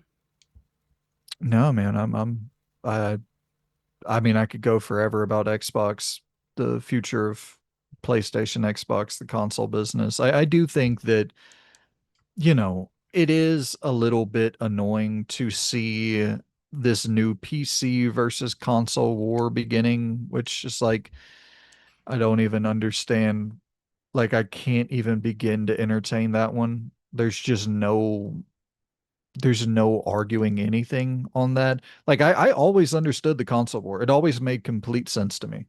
Nintendo versus PlayStation, Nintendo versus Sega, Xbox versus PlayStation, two companies doing similar things, Mhm. a lot of the time creating similar games, competing for a similar audience. Like, I don't even understand the concept of a PC versus console war. Like, I really hope that's not the direction we go because that's going to be a brain dead conversation to witness.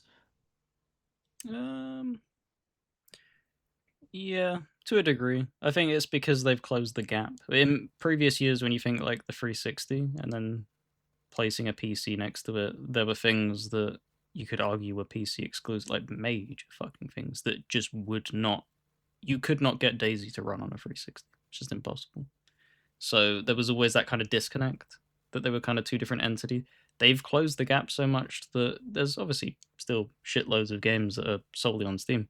A lot of them are just indie games as well, though, when you actually break it down, or stuff that, it's niche CRPGs and stuff like a lot of the big names, they're everywhere now. And on top of that, they've closed the distance to the point where you can fine tooth comb and look at stuff underneath a microscope and be like, yeah, well, this is like 4K 120 on the PC, and it's you're getting a fairly similar Yeah. experience. Like the path tracing versus ray tracing on Pragmata. So like the side by side stuff, and it's like, yeah, of course. When you have like a PC that can push it to the limit and stuff like that, it looks amazing. I wouldn't say that like it's detracting whole like you're not getting a completely different experience. Like you're still gonna have arguably the same amount of fun and enjoyment. Like I've seen people be able to push like Crimson Desert, like the fucking limit on PC, and you can make it look absolutely outstanding and stuff like that. And it's like I'm still enjoying it probably as much as you are, my friend. And Well, it's like it's because we're having the same experience of the base material. It's just yours is ever so slightly shiny. maybe like for maybe 20 million people that's the case, right? Where because what did Valve come out and say that Oh yeah, the there's Steam there's that whole machine thing. Yeah, is that's the whole other can of worms of where people like to posture as a PC gamer and have that elitism thing, and then if they were actually to show their spec builds, they're either equal or some of them are even lower. than, I mean than 70% are lower. yeah Like Valve came out and said that the Steam machine is going to be more powerful than 70% of the Steam users' current rig, their current PC setup. So it's like, well, the Steam machine's less powerful than a PlayStation 5 or an Xbox Series X. So there you go. Like it's not even that it's not the majority of people having that PC experience with the 5090s and all that shit. That is I mean, people who own a 5090, you're maybe talking about a couple million. I don't even know if you're getting into double digits millions at that rate, yeah, but there's it's fuck like, all for that. They're so expensive. Because I was yeah, like, $4,000, 3,000, wondering, yeah. I was like scrolling through, having a look at them the other day. I was like, I wonder what they're going for with these price increases, and then it went from like, because you can like custom build your PCs on websites and stuff like that, and you're like, okay, what's like 50, 90? look like, and then it's like 3,500 extra, and it's just like, whew, Yeah. Well, I and that's a lot of moolah for the same uh, games. a piece of glass reflecting something ever so slightly better. That's a bit. It is a massive step up, but it's you're not talking like the difference between a PS2 graphical fidelity and modern day hardware. Like there were big gaps for a while with like Crisis, for instance, like absolutely pushing PCs, and there was a massive, massive gap, but that gap has very, very much closed Well, heavily. and it's like, okay, if we're gonna do this Steam machine thing, and if that's gonna become the conversation, it's like you gotta make games. I that's the only conversation is the games. That's always been the conversation. Sure, you get into the power shit, but like we're all aware that the power is as long as the games are running, as long as they're similar. If you're getting 60 frames per second on an Xbox Series X and you're getting 20 on a PS5, then it's like, oh fuck, that's a no-brainer decision. But like once you start getting into 60 plus 120 240, like what the fuck are we even talking? I don't want to even play a game at 120 frames per second. That what game do I play as a single player gamer where I need 120 frames per second? It's just not even a. I like playing games at 30. I don't mind playing games at 30 frames per second. I mean, you It's would get if the option was obviously there and it was the industry standard and it was just across the board. We obviously would accept it, but it's just the thing of I don't think it splits the hairs for a lot of people to care. 100. I don't even know if I would play game like literally. I don't know if I would because I've had the option Mm. for certain games on I think Mouse PI for Hire if I'm not mistaken on PS5 I've not Pro played has it. a 120 frames per second option. Well, I know for without a doubt Starfield has the option for 60 frames or uncapped frames and I locked it to 30. I like playing it at 30 more for that game. I don't know why, but for Starfield I like playing it at 30. And it just felt smoother to me. It felt like a that was the feel that I wanted from Starfield. And it's different games have kind of different.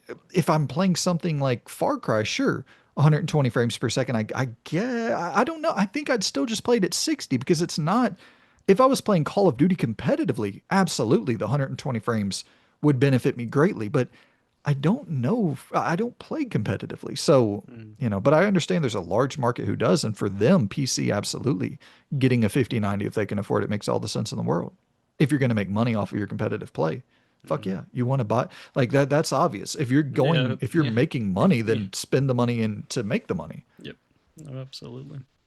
I have one more thing, and this is going to be kind of a weird, I guess, jump in difference. But this popped into my head when I was, so it's going to be slightly rambly, maybe as like a point. But this was like this.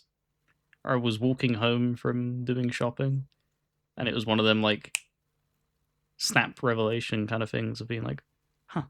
And then I was having like internal debates for myself, and I was like, I wonder what your take on this would be. And obviously, so we have GTA coming out towards the end of the year. I know you always like talking about the old GTAs. Always. Um, and something that got me like kind of wondering is that so GTA has become so fucking big, right? You know, you have like the Call of Duty killer is like the headline and everything. GTA is probably the only game in the industry that could realistically say that they have killed their competitors because you have people who have come up like Sleeping Dogs didn't have a fucking chance. Saints Row has gone down in flames. Like they're the only ones that like they're still here. That's They're still interesting. here. Yeah. And I was wondering because like you see people bitch and complain, right? That GTA 6 is taken however long, 12 whatever years.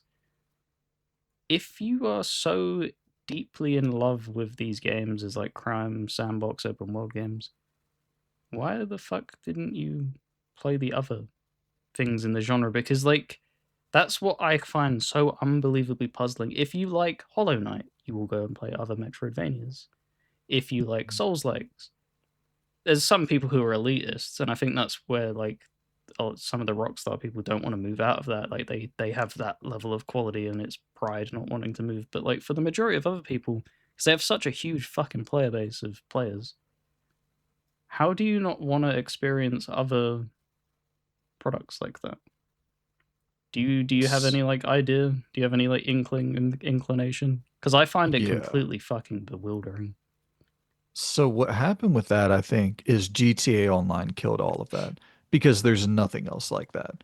And I think that the actual base of the core consumer who are playing Grand Theft Auto 5 for the story, like the people who were there for GTA 4 and GTA 3 and Vice City San Andreas, I think they did play Saints Row and they did Mm. play Sleeping Dogs and Watch Dogs. And I think they actually would experiment with those games. But I think the people, because you got to keep in mind Grand Theft Auto was still the biggest game in the world whenever it was GTA 3, 4. Mm. Like it was still the biggest single player game on the planet, but it was not 200 million copies sold. It was 20, it was 30, it was 50, it was 70. It was like maybe even some getting close to I think maybe capping out at around like 60, 70 million units sold, if I'm not mistaken, for their single player games.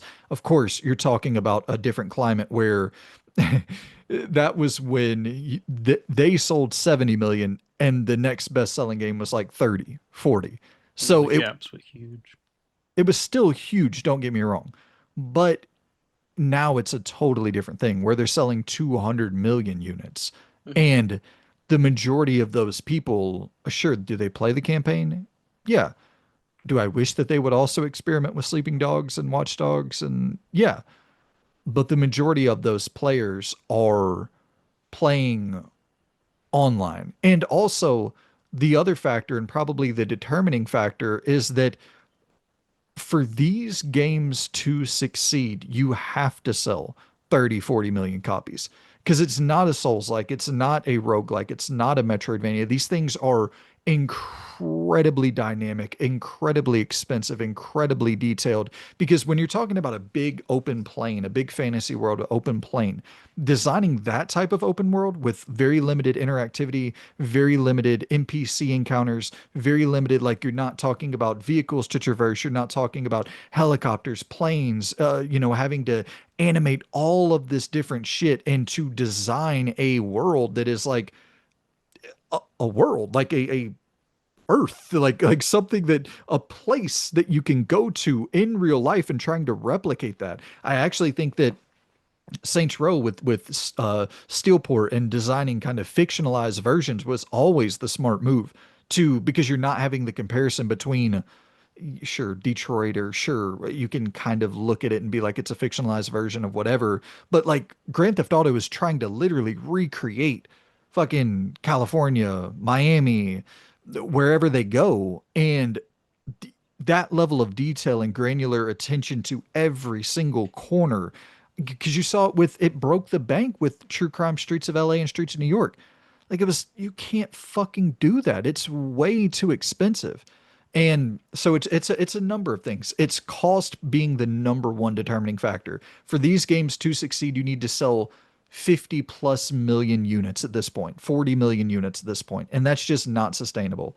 Whereas with the Souls game, like something like Neo can keep going on and on and on and on and on and sell 3 to 5 million units every single time and just continue. That franchise will stay successful and stay around if they continue to sell, 3 to 7 million copies. I have one more question as well regarding it.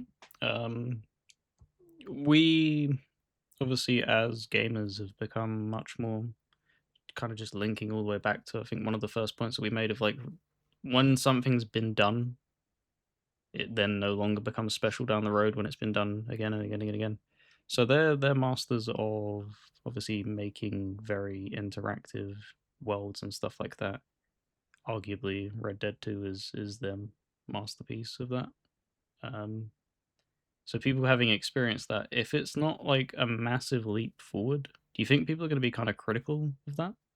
Or do you Oh think they yeah. will escape the critical nature because they're so fucking big? Because that's what, Mm, like, the closest thing I can think of is there was a slight bit of jadedness around GTA 4 when it came out. Like, there was a wow factor, but mhm. there was people who were like, the fuck, these cars handle like shit and stuff like that. I thought that. That was the only time that it felt like Rockstar had ever been critiqued up until that point. From all of the games that they'd done, they'd kind of, not only mastered it, but like people just loved what they did. And then when they changed that formula, people were like, and they did open their mouths a bit. I'm wondering if there's going to be much critiquing of GTA 6 or if it will be drowned out. Yeah, I mean, you gotta keep in mind as well that GTA 4 was the longest gap that they had ever had, right? GTA 3, '01, Vice City, '02, San Andreas, '04, GTA 4, '08, Mm. and then that's where the criticism really compounds. It's like, what the fuck? You took this long to make the 13 years is what we're about to experience. A wait, a starvation of, and not only a starvation of Grand Theft Auto, a starvation of any of this style of game for Yeah, what, for modern day 7 years? settings. Yeah. Yeah.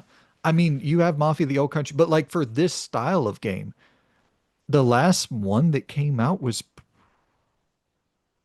Watchdog. Well, I guess Saints Row, but the last good one, probably Watch Dogs 2. That's fucking crazy, man. And so there's a real starvation for this sandbox style of experience, which that will benefit. That Grand Theft Auto 6 will benefit from that because there's literally no competition. But it will not benefit from 13 years rumors of this thing costing over $1 billion. It is It's not 2 going to billion benefit from now. that. Just cross And that so mark like it's fucking obscene. here's the thing is that I think whatever expectation you have for Grand Theft Auto 6, it should be higher. Like, no matter what fucking, if you think it should be a 99, it should be 100 on Metacritic. It should be the greatest piece of entertainment that's ever been created. It's the most expensive piece of entertainment that's ever been created. Like, And it's not even by there's like a no, fine margin either. Like no. it's absurd. Like I would even go as far as to saying it shouldn't have even fucking reached this point. That is fucking ridiculous in the way that that is that level of a gap in between it. And that's the unfortunate thing of, like you said, that will then come with expectations. Something I don't think is being considered as well is, as good as Red Dead 2 was as a single player thing, like you said, a lot of that, what makes GTA successful is that online community. When Red Dead 2 came out, you would have probably slightly expected like a good wave of players to come over into that GTA Online and then kind of inhabit that because that's the new thing. That's what you see with Call of Duty when they put out a new game. They flock to the new game. Like that's usually the status quo, but they didn't. Like a lot of people tried it out, realized it was devoid of the amount of content because they're used to GTA 5. I'm wondering if we're going to see like a massive relapse of that. Like they're going to be hungry to experience GTA 6's multiplayer, but it's not going to have anywhere near the amount of stuff to do in it because it's going to be the starting point, isn't it? Mhm. You then need to build off of that with years and years of content. So if that's like your major, major, major player base, are you going to see a bunch of people potentially jumping in, doing everything there is to do, and then fucking off back to GTA 5? Do you foresee that happening? Like they're not going to completely shun GTA 6. They'll come back when they do updates and stuff. But that's kind of like the nature of the beast now. Of when multiplayer games come out, they are usually light on content. So do you think they've taken that into consideration and it's going to have a fucking shitload of meat to it from the get go? Or do you think they're just to going be to be compl- banking on people sticking around? to be completely honest, I'm the wrong person to ask on this one. I don't interact with that shit at all. I know so little about it. I know so little about the community. I know so little Mm. about their preference. My theory is that GTA 6 comes out in November and that the online is actually a few months down the road. And I think that the online will probably be full of content that is going to keep people happy until the next batch of content. Like they know that that's where their bread is buttered. I am hoping that they understand that there's still, I mean, 80, 90, 100 plus million people who do want a good story as well. And so like I'm hoping that the race to make that content for the online community doesn't hurt the core community who built this. I mean, this is going to sound so elitist, but like without us, there is no GTA Online. Without the fans who played GTA 3, Vice City, San Andreas 4, 5, like there is no GTA Online. So, I just hope we get a good, solid single player story, but it's impossible for this thing to meet expectations. So it's going to face severe, severe criticism. Um, and it's probably not going to be warranted from the standpoint of like GTA is what GTA is. Final Fantasy is what Final Fantasy is. You know what I mean? Like these game Persona is what Persona is. Pokemon is what Pokemon is. I mean, Pokemon is maybe a different story because there's just technical issues out the wazoo or whatever. But like Zelda is what Zelda is at this point. Like, you go on and on with these different franchises. Like they are what they are.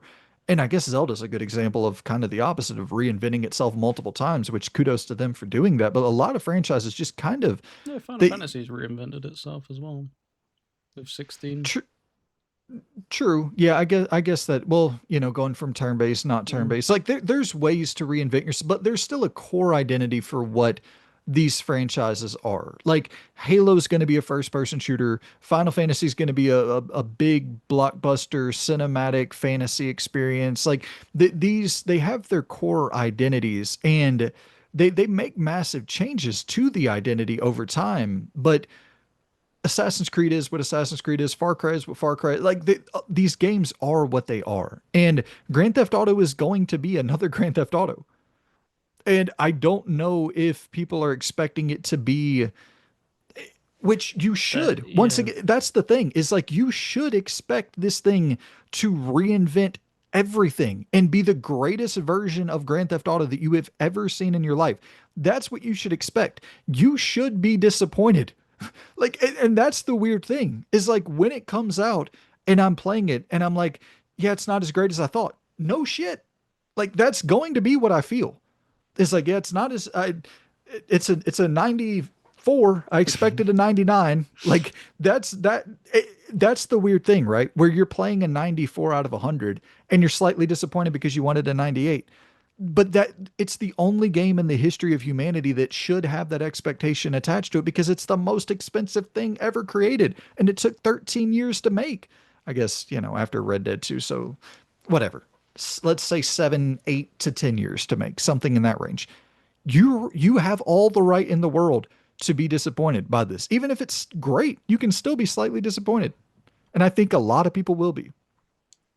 yeah, because we've even on a lower scale, Cyberpunk would be like a perfect example of like people's expectations being something because you'd played The Witcher 3 and then that is it. Like it doesn't even need to be budget related or even like that. Like you just expect big jumps forward. And then when it isn't that, because I think even with the performance issues aside, if that game ran flawlessly but still was that like foundational basis as to what it was, there still would have been disappointment there because there was a lot of stuff that they promised that they didn't deliver. There's a lot of Totally. stuff Wall running. that CDPR do fucking exceptionally well in The Witcher 3 that just wasn't present in Cyberpunk either because you're having to that's not your normal wheelhouse. So you're having to learn how to make guns feel good and this and that, and you only have a certain amount of time. And then yeah, so with like GTA 6, they're probably not going to be reinventing a lot of stuff. And I think that's what people are going to be shocked by is that when you actually put Red Dead and GTA 5 side by side, there are still shitloads of similarities because they're the same DNA basis. It's just a more polished product. And it has slightly more, systems tied to it. There's a lot of people that really run fucking wild with their expectations for what it's going to be. And it's like you said, there's no way of managing that. Like you've sat there and postured up that it's $2 billion. We've not seen games reach that mark, so the sky is the limit. It's not like you've turned around and gone, "Yeah, we're working on a budget here." Then people would be like, "Okay, well, we would expect more of the same." This thing costs more than some countries earn like annually with their GDP. Right? That's insane, man.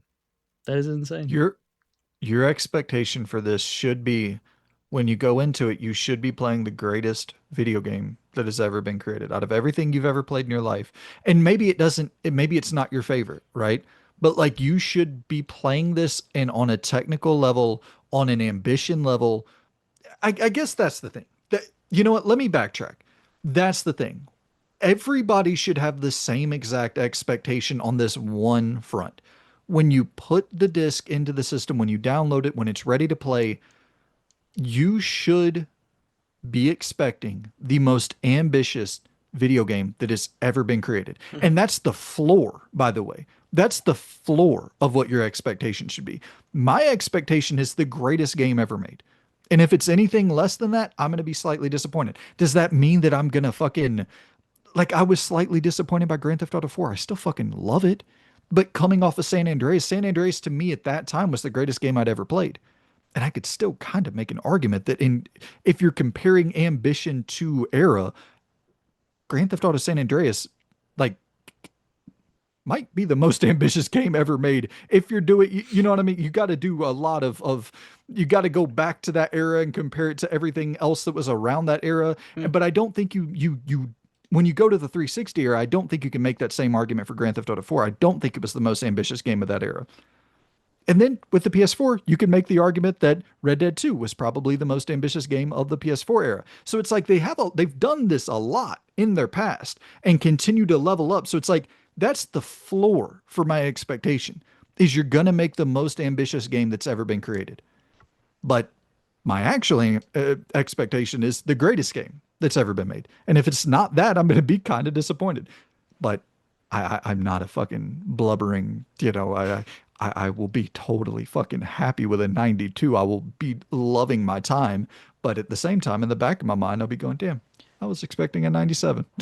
Hypothetically, I know I said that last thing was going to be the last thing, but this pops into my mind. Hypothetically, how damaging do you think it will be for both their public image, stock, and stuff like that if it doesn't break into the nines? Like, if that is, it's probably not going to happen, of course. But if this dropped in at like an 86, Catastrophic. Like emergency level fucking catastrophe. and that's fucking wild to think about because we've sat there and defended like 86 is still a bit, but for like this one instance case, like if it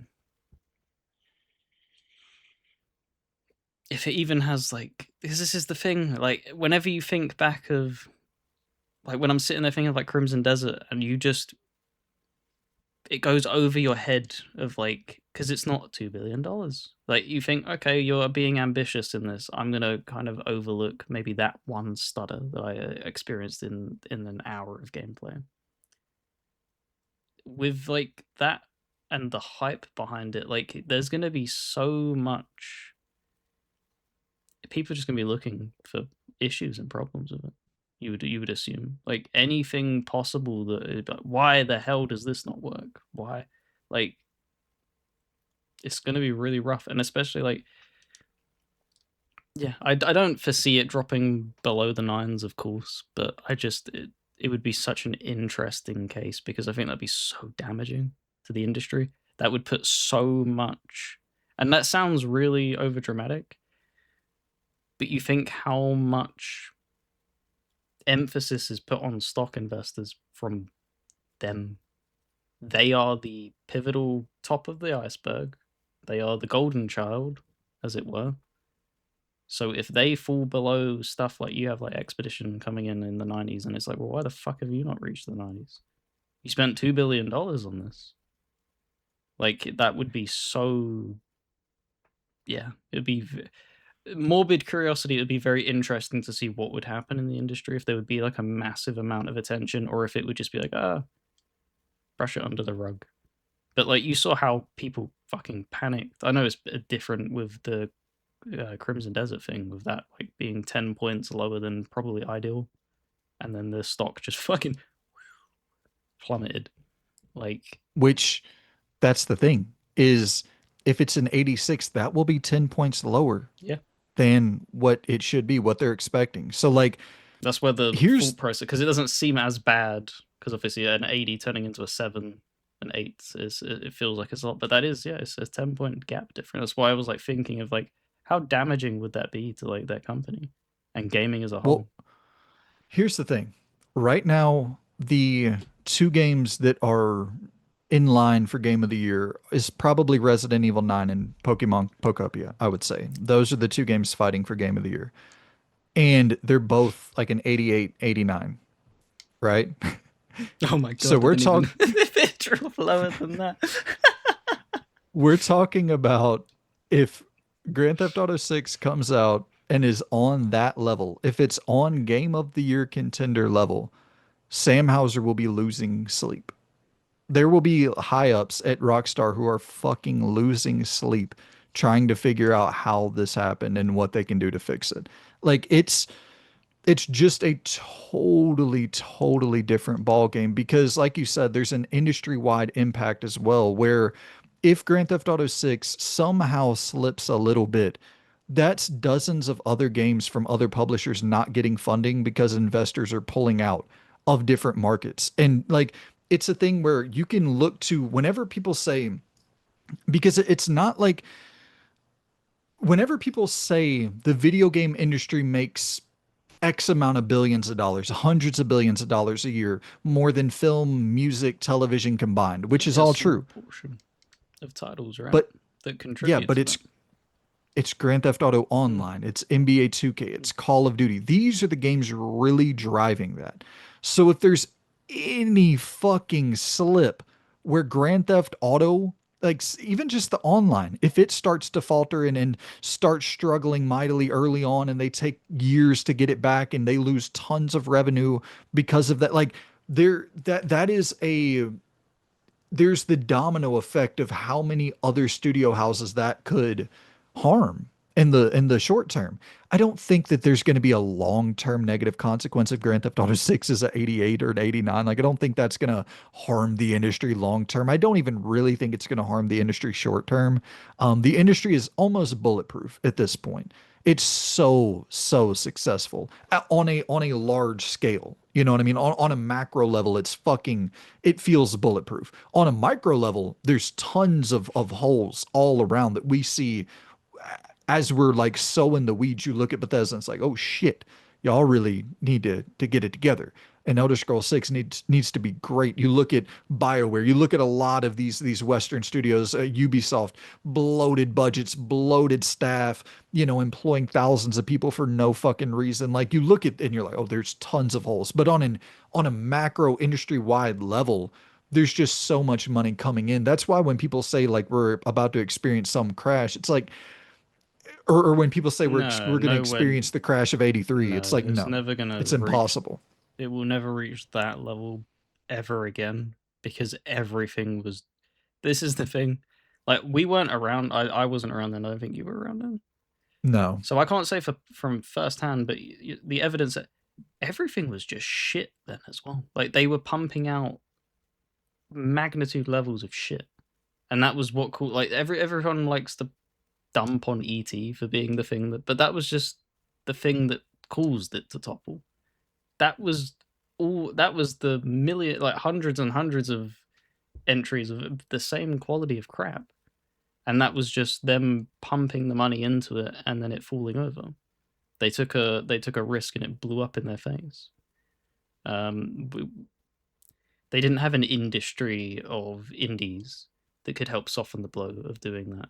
They didn't have double A's. They didn't have triple A's. They like there's so many layers to the industry now that, hypothetically speaking, if GTA like completely bombed somehow, like this isn't going to happen, but I'm giving a hypothetical, and they shut down as a studio, it would be fucking catastrophic.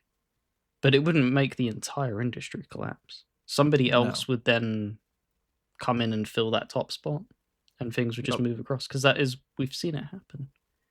Big, I massive things that dominated the industry fall down a few places, and something else takes its place. There's trends that get set as well, like The difference in like battle royales were a fucking major thing. Now they're not. Extraction shooters are a major thing. Now they're looking like they're not going to be like that. It's just it's so much more dynamic rather than static as it was back then that caused the crash. And it's also important to keep in mind, like, but I will say there is something to that idea of, because you said when Rockstar, or I shouldn't say when, please God, not when, if Rockstar You heard it here shuts first, down, fellas. if Grand Theft Auto 6 is just not high quality, if it bombs commercially and Rockstar were to shut down, you said something to the effect of a new top dog would emerge. And I do think that is where I have concerns of, I don't think there are any replacements for the top dogs yet. Like if Bethesda were to really stumble, and I guess they kind of are stumbling to some degree, but if they were to really be shut down, there's no BGS replacement yet. There is no Rockstar replacement yet. There is no, and that there's really no BioWare replacement yet either. I mean, we saw Spiders get shut down today. It's like, I think that would be one area. That's one area I do have a real concern with for this industry. It wouldn't, once again, this is micro level problems. This is not an industry wide collapse that I'm talking about, but it's our industry collapsing. It's the industry we love collapsing if this were to occur. If like Bethesda goes away, BGS starts putting out dog shit. Rockstar starts putting out dog shit. BioWare, I guess some people could say, have been putting out dog shit since Andromeda. Like, where are the replacements for the Rocksteady? Just put out complete dog shit. Where are the replacements for the best studios in the world? And they're not really there. That worries me from our perspective. Yeah, because they've priced people out, right? Because that was like GTA, like that was the point of bringing it up in the beginning, is that GTA has priced out any competitors. They can't compete because their budget is so fucking astronomical in size that you've also tagged on that online. So there's no one can rival that. There's not going to be Saints Row coming out and then making an online that is going to. They would probably happily fund it just to watch it sink. Like they don't care. There's nothing that can dislodge them in that way. So yeah, it's yeah, it's just the reality of there isn't, like you said, even for Bethesda, like the closest that we have right now as of this moment. Tainted Grail. That's what immediately sprung to mind. And then But you're obviously still talking about, with BioWare, it would be Outcat. But these are the things of like, I love them. I love Outcat a lot. They but don't it's not, have the chops to fill in BioWare from their peak. right? Is what people need to keep in mind, is that like they're not on that level still. They still put out fucking, this is what I mean. I love them and I trumpet them. I also critique them for their shortcomings. They still put fucking Pathfinder Wrath of the Righteous out and it didn't work on consoles. They won. Like Yeah. they still catastrophically get them fundamentals wrong. Um so yeah, it's really hard to find them replacements. Because when I meant replacements as well with the industry, if Rockstar fell and someone took their place, there wasn't going to be a direct person coming in. It would just be everybody who's big would just shift forward one. I don't think Exactly. you'd On a ever macro level. find. I don't think you'd ever find a replacement for them, really ever, because that's people could turn around and go, "Oh well, you just fund another open world." You don't have the fucking decades and decades of experience and the meticulous crafting and the fucking attention to detail that they obsess over. Like they, the joke people like to make. There's the person in Red Dead 2 whose entire job was to go look at pictures of horse testicles to make them shrink and enlarge in different environments, and it's just like Ubisoft isn't doing that. They don't even get lip sync right most of the time. Like, yeah, they're probably impossible to replace. I can't And it's like, fathom. someone coming in and doing a job that they do. Who the fuck's replacing Naughty Dog? You know, like you can go down the list of these studios that just have ridiculous production value, ridiculous quality control. Like these studios who want to put out the best of the best of the best of the best in the world. I guess Bethesda wouldn't be in that. For a long time, BioWare was in that camp. For a long time, like you could argue that BioWare was one of the only RPG makers out there that wasn't putting out buggy messes at launch. And were like they had their scope under control. They were really cinematic. Like they were doing things that no other RPG maker was doing. And by and large, still aren't like CDPR, I guess. But yeah, I guess it's just the thing of like we need to start finding the replacement studios or the replacement talent because these devs are getting older and they're not going to be around forever. None of these studios are going to be around forever. And there's also once again back to the culture thing of you need the people who understand the culture because when Rockstar had its finger on the pulse of culture, it's like the satirical the satire was what drove Rockstar the GTA 3 and Yeah, especially into Vice City and 4 and San Andreas like that the people who really have their pulse on culture. it's kind of a cheat sheet for them as well. I will put a little bit of flame under them. They did make the perfect recipe because it's like how South Park is. It it's you can look at it through the thing of it's probably not as good as its early seasons because no show is. Eventually, you are kind of retreading stuff, and it's just like you've pushed the limit enough. But because you're mimicking real life, it's endless. You have an endless supply of, and that's what GTA does. It mimics real life. It just parodies it. So whatever the time setting is in the current age, they will be within a decade of that a lot of the time, and just taking the piss out of it. And it's kind of like an infinite, repeatable source of entertainment for them because they're not having to write stuff. It's just pay attention to what's going on and make fun of it.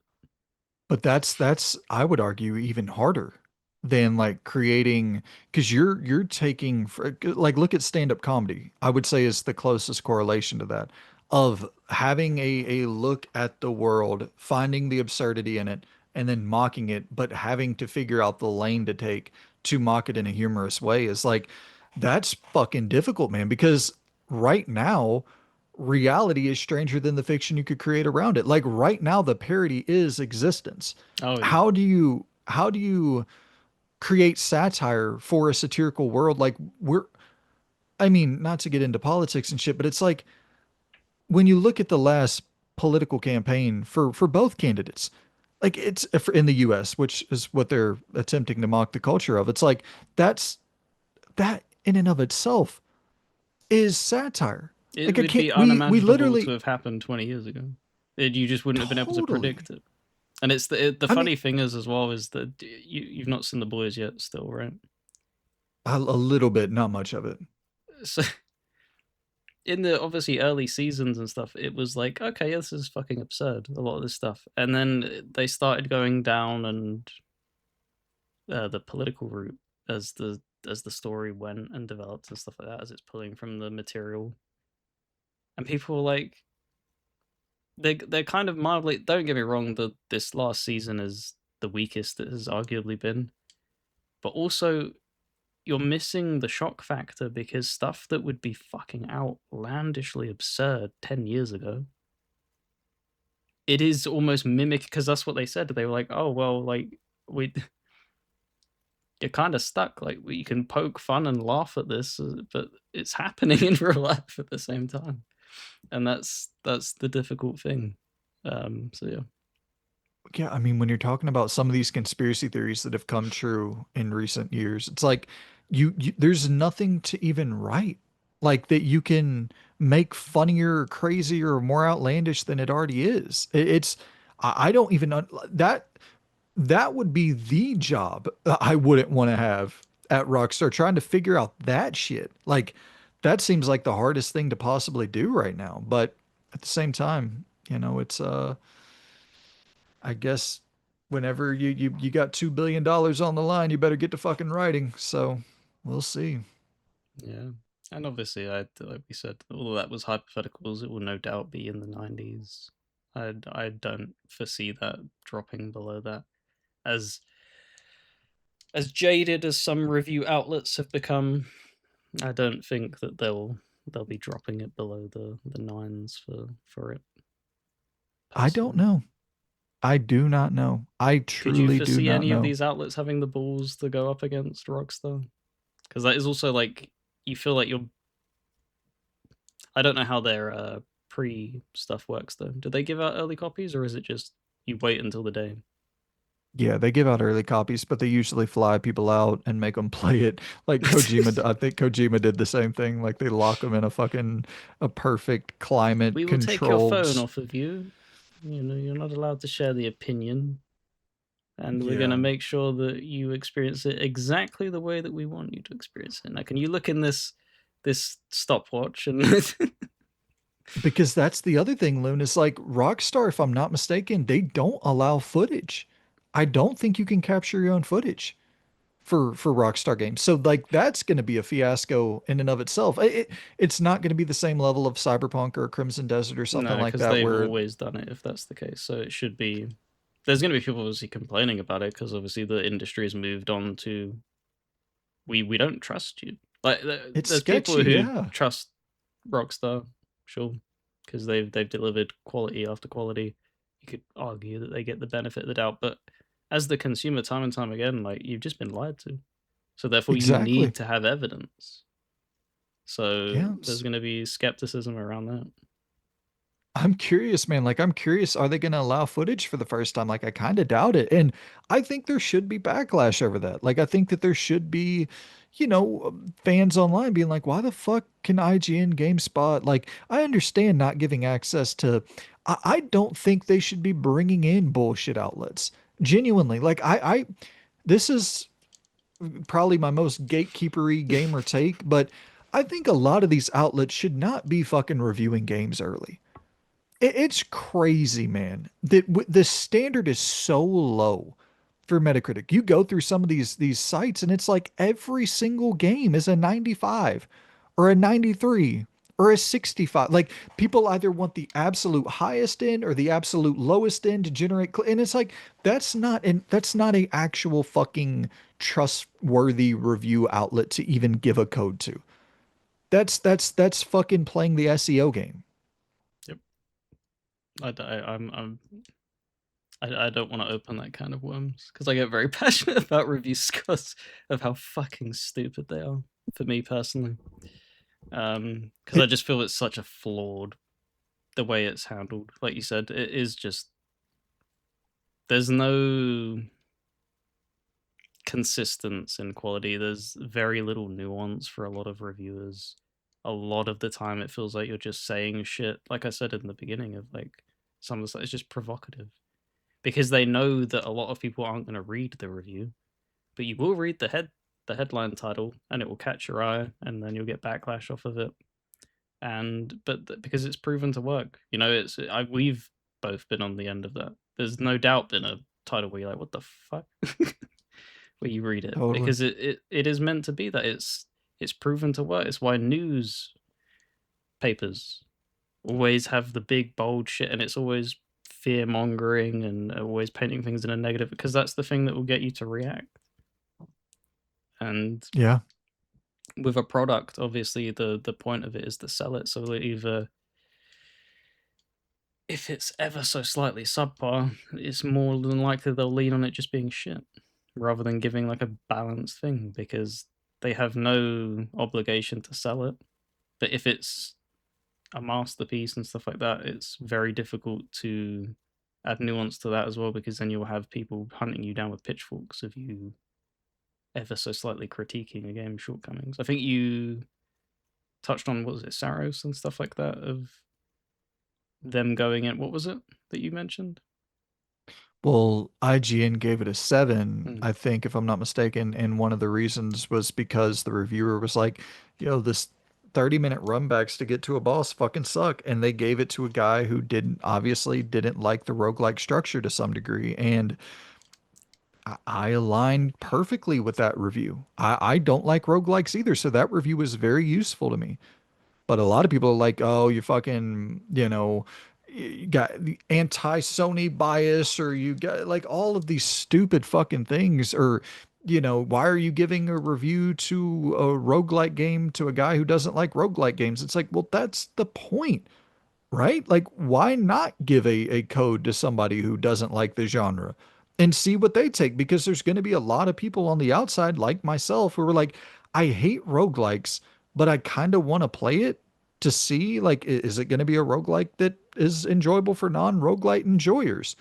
Seems like it might not be. So that review is useful in that context. Mm. Yeah, because obviously in a perfect world, you would have both of them instances. Totally. Somebody that absolutely loves the game, so you can get a basis on what a fan's opinion is. So therefore, it's leaning into what the strong points of the game are. If you like them strong points, you're going to want to hear about them. And then for someone like you, as you said, roguelites and roguelikes aren't really something that particularly interest you. So you don't really want to hear someone blowing smoke up his ass of things that irk you in a way. So hearing somebody turn around and go, yeah, these 30-minute runbacks, you're like, well, I don't want to experience 30-minute runbacks. So I'll probably, I don't know if you ended up going out and grabbing it, but I would imagine that you're probably going to be like, you may want to experience it at some point, but it's not fucking at the top of the list now. It will just be, No, I'll wait.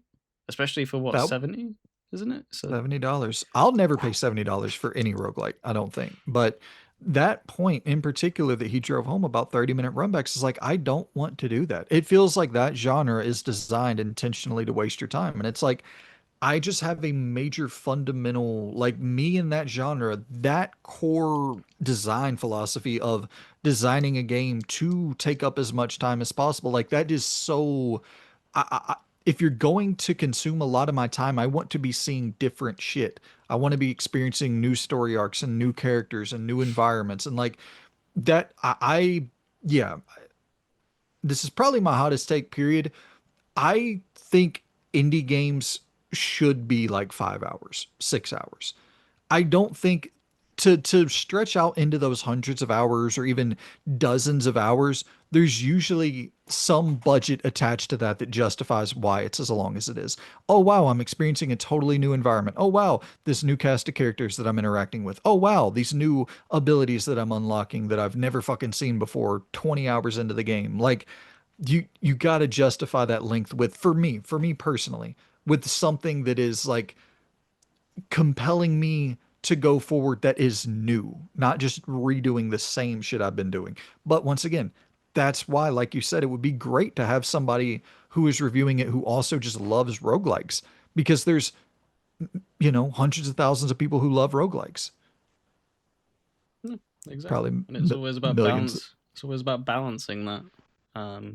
Because that's the thing. There's, I don't think we're big enough to get the lash and ire of people. But like, if you put that out on Twitter as an opinion, you wrote that out, there'd be so many people that hit back with being pissed at hearing that, and it's just like, For sure. why? Why can't you like understand that? Like, even with me being a fan of the genre, there's just certain games where if it's not compelling enough, it truly does show that that is technically a shortcoming. Because I'm not going to sit there and just play through. Like, I don't like Enter the Gungeon, for instance. I just don't find it a compelling loop. So it's not, the genre that will overshine everything when it's just not done well, or in my opinion, which I don't enjoy Gungeon. Whereas people find it a masterpiece in some ways. I'm not going to sit there and play 400 fucking hours of the damn game. That's just how it Absolutely. is. And I should be clear when I say indie games should be like around 5 hours. I'm saying like on average. I'm not saying every single indie game literally, because then you have stuff like Disco Elysium. It's like, well, of course, that you're gonna have outliers. I'm saying in general, more often than not, when I'm playing an indie game and it stretches beyond 5 hours, I'm like, why did you do this? There's nothing here to justify you going beyond this runtime for most, not all, most. Yeah. I think it's just like the competitive nature of how many people, because I know we don't really heavily equate it, but the hour to dollar, as it were, ratio, That's and exactly what it is. it's like how like open worlds became like the whole marketing factor of our game is non-linear, and you had like me and you probably back in the day scratching your head being like, but I like that. Yeah, I don't I don't want everything to be 100-hour fucking endeavor. I don't mind do, and that's absolutely. why I had the opinion of like Crimson Dead. Like I don't want Pearl Abyss to go make another one of these for a very long time.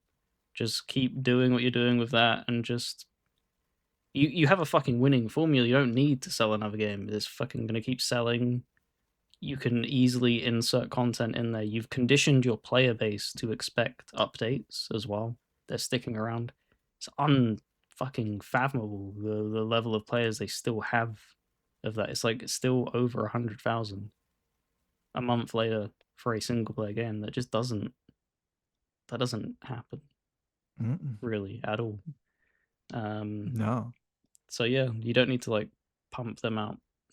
Um, and it's just unfortunate that a lot of indie games know that that is for the average casual consumer. They don't buy as many games as us, so they need to know that they're getting value. So therefore, the easiest way to do that as an indie game developer is going down that roguelike route, because it's procedural generation.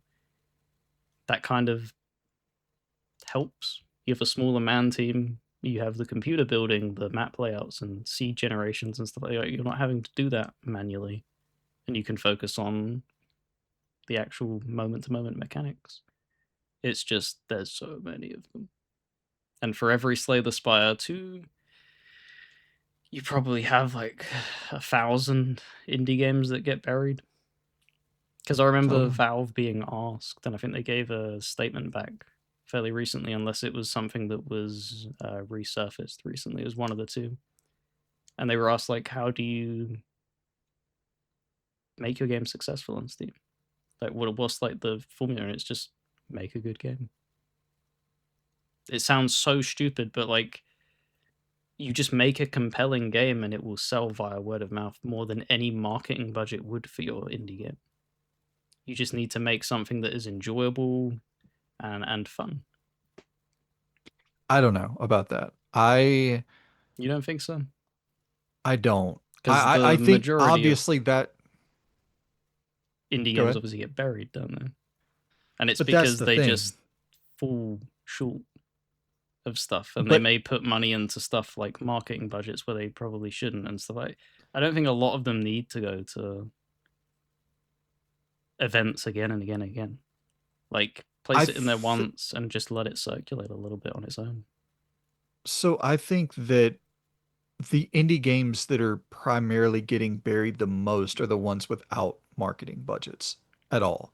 When you look at something like a Cabernet, a game that is like a phenomenal fucking indie game, like a truly great indie game that just never got shine. Like I never saw that anywhere on any stage at any show. And that's but it's what can you do? You do not have the money, period. Like end of question. There's no money available for you to do that. So how the fuck are you going to do that? The answer is you're not.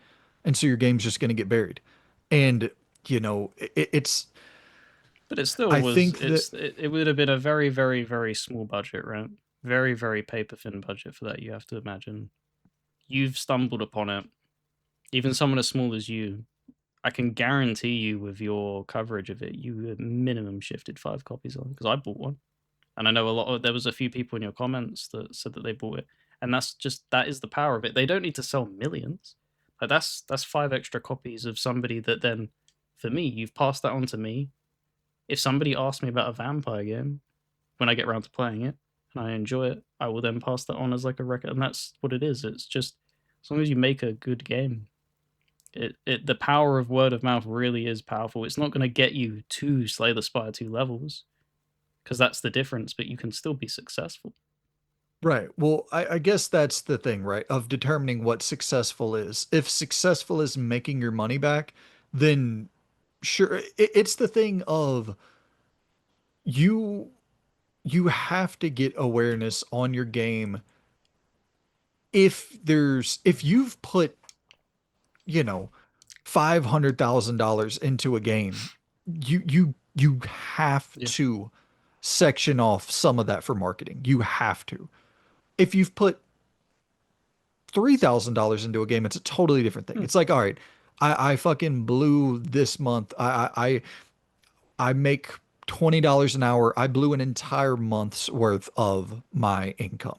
It is what it is. Like, it sucks. I'm gonna have to put my rent on the credit card next month. Like, it's a bummer, and your life is gonna suck for like 6 months after it until you get it back. But it's not debilitating to the point of, oh my God, I took out my life savings. I spent $500,000 on this indie game that is great, but I forgot to fucking have any marketing budget attached to it whatsoever. And it's not to say you need some crazy budget, but like, you should be at the AAA showcase. You should try to get your game on some Summer Game Fest stage, not necessarily saying SGF proper, but they have the indie game showcase or the damn Tim Schafer's thing. I forget the what they call it, but they have these showcases for smaller games. You should be at as many of those as possible if you're really like putting your Yeah, if life you've on the put line in that for it. much money, absolutely. But I do. How many of them have sunk that level of? Surely not. Well, I think if you're making something really good, probably most, because it's still really fucking expensive. If you're making like a clicker game, or if you're making like a, something that is like the jumping the what is it the games where you get like the instant platinums, of course you don't need to fucking Oh no, market no, those. they weren't even in consideration. Um, no, but yeah, because I think a lot of the heavy lifting gets done by the procedural generation for stuff. It's why you're able to have small teams with a lot of these games, and why you see stuff like Toby Fox's stuff. I don't know how much money he spent on that, and that's what I mean. Like when you break through, as long as it's something that genuinely does resonate, because you can land on something without having to break the bank. You just also need to make sacrifices, unfortunately, as well, which a lot of people probably aren't willing to do because you obviously know that it's almost like catching lightning in a bottle as well. You do have to Well, lock in, per se. you also got to keep in mind Toby Fox released in 2015 Mm. with Undertale. And so it's like that was a totally different market for indie games. They're oversaturated to the point where literally great indie games now are getting overlooked. Like great, not good, great indie games are getting overlooked. That did not happen in the early On Xbox, the PC, Xbox. it was still huge. There was shitloads being dropped on PC because it didn't have. It's still in the same way. They don't have like the same. You don't have a certification process in the same way you do with consoles. You can just post your shit up on Steam. So there's But I'm always saying been, the but there's scale there's is always totally been that different. level of competitive, especially. But for the consoles, yeah, it's a fucking nightmare. But even PC, the scale is totally different now. Like if you look at the number of games releasing now versus 2015, it's night and fucking day Hmm. on Steam. It's not even close. So it's like it's just getting more and more and more competitive. So yeah, if your name is Toby Fox or Edmund McMillan, or if you have the name that you broke through in the 2010s and people know you and are aware of you, you're the marketing beat yourself because you're going to publish it, post it on Twitter, let people know about it. You're the only marketing you need. But for unknown people who don't have that, dude, you have to fucking, if you're gonna put your life on the line, which I imagine a game like Cabernet is hundreds of thousands of dollars, like at least two, $300,000 to make that. I'll be Like interested to these, find out these are, it's expensive as because fuck to make games because just voice acting talent no, alone, yeah, you're no, I probably get that because it just shocks me because even something like Vagrant, for instance, they I love it, a great game. I follow them on Twitter. They get like one like, and it's usually me. And it's just like I don't understand how your lights are still on. Like I love you, you're amazing. How the fuck are you like? You're not selling copies on console. You're selling probably very, very, very, very small amounts on PC. Like I can't fathom. Like that's why it doesn't make sense to me that because that has voice acting, that has like fucking shitloads of stuff going on in it for what it is. I can't fathom how that it just wouldn't make like they'd be under by now. Surely they're not published by anybody that has like massive money to bankroll them. Like, how are you? How is the lights on and you're still making updates? they might be flickering. Like that's the thing, that the shit that they're never gonna say until they say it, and that's the bummer. It's like a lot of the studio, like they're not gonna, a lot of these dudes or women or they don't want to post on fucking Twitter, hey, this shit's going south really, really quickly here. Can y'all please support the game? Because you feel like you're begging. And it's that fucking sucks too. Really what happens is you launch a game and it doesn't succeed, and then you post your updates, you do your thing, you try to stay as committed as possible, and then a couple years later, then that's when the announcement drops, hey, we're closing down shop. And it's like that's the fucking bummer of it all is it's just it's still really expensive to make good games by and Hmm. large. And I don't know if AI is ever going to answer that problem, unfortunately.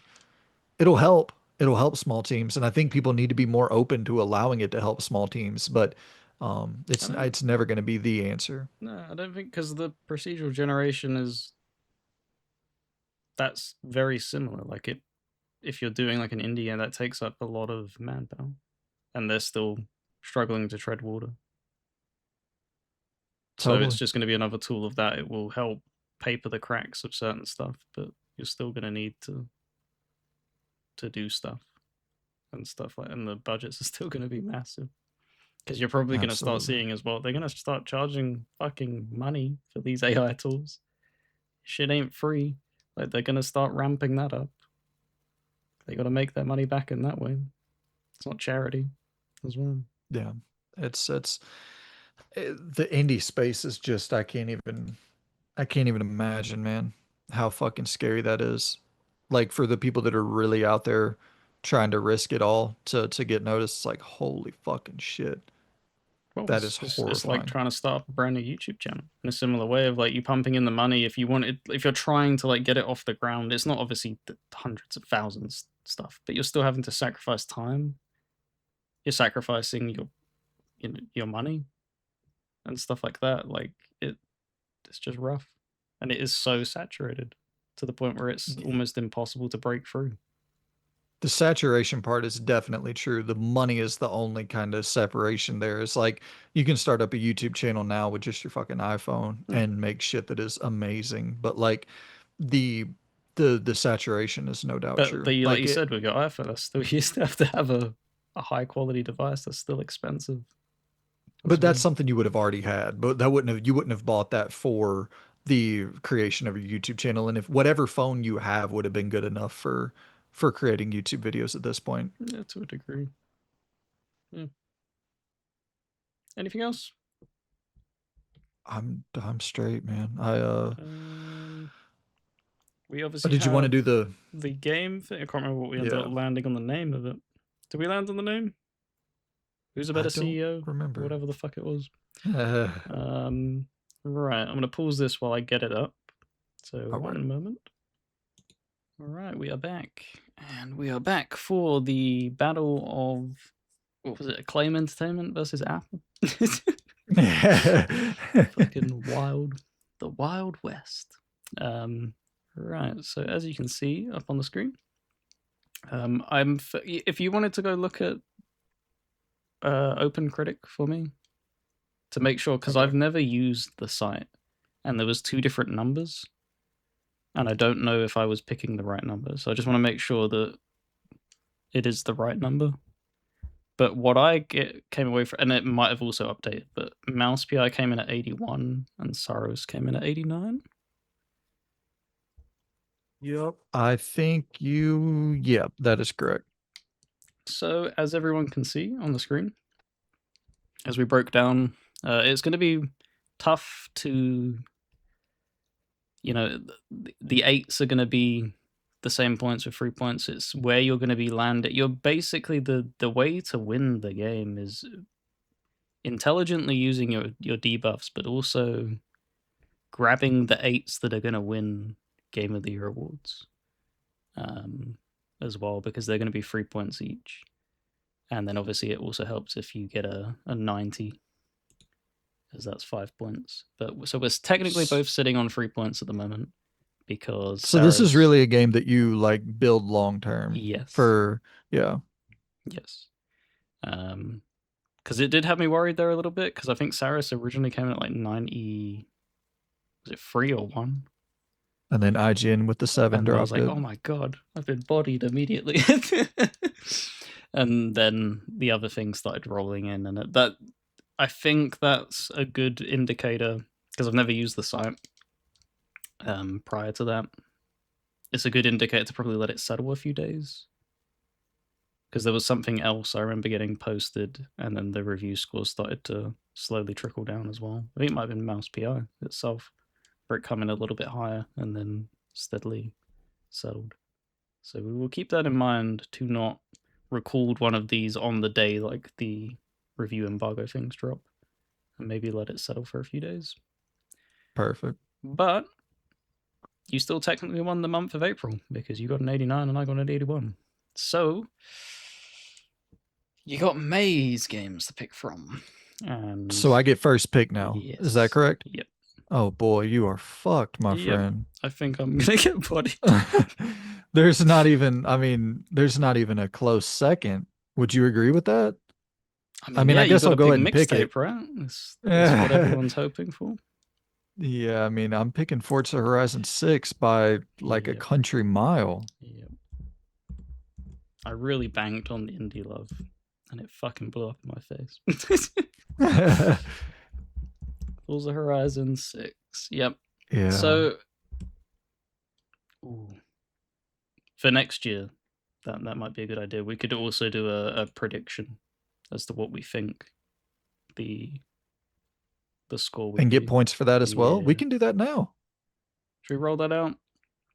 Yeah, because I mean, then if we get an additional, like, let's do it to where you only get Oh, 1 point if you're a point off, 2 points if you're right on, something like that. okay. And so, did you pause? Yeah, we can do that. Or, okay, One moment as we adjust.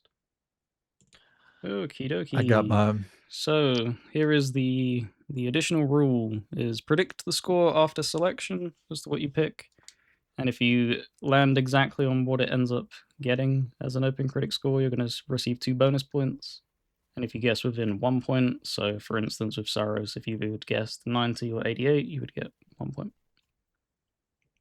So yep. what is going to be your prediction for Forza Horizon 6?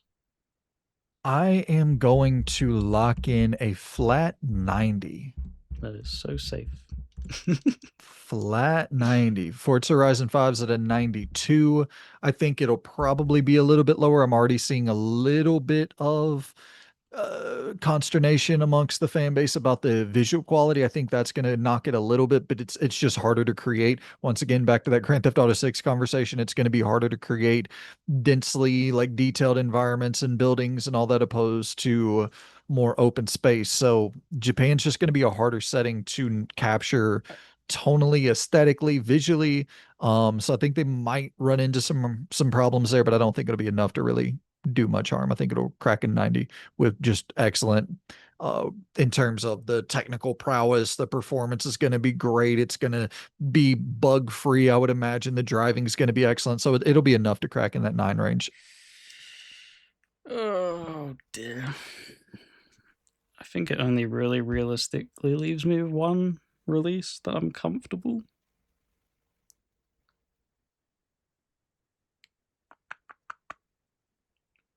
I think I'm gonna have to go Lego Batman.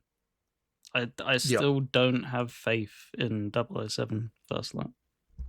It's not that I don't like them as a developer. To me, it still looks rough around the edges. It's still the Hitman engine, as it were. Things look just a bit stiff. The performance was a little bit wobbly from what we saw. I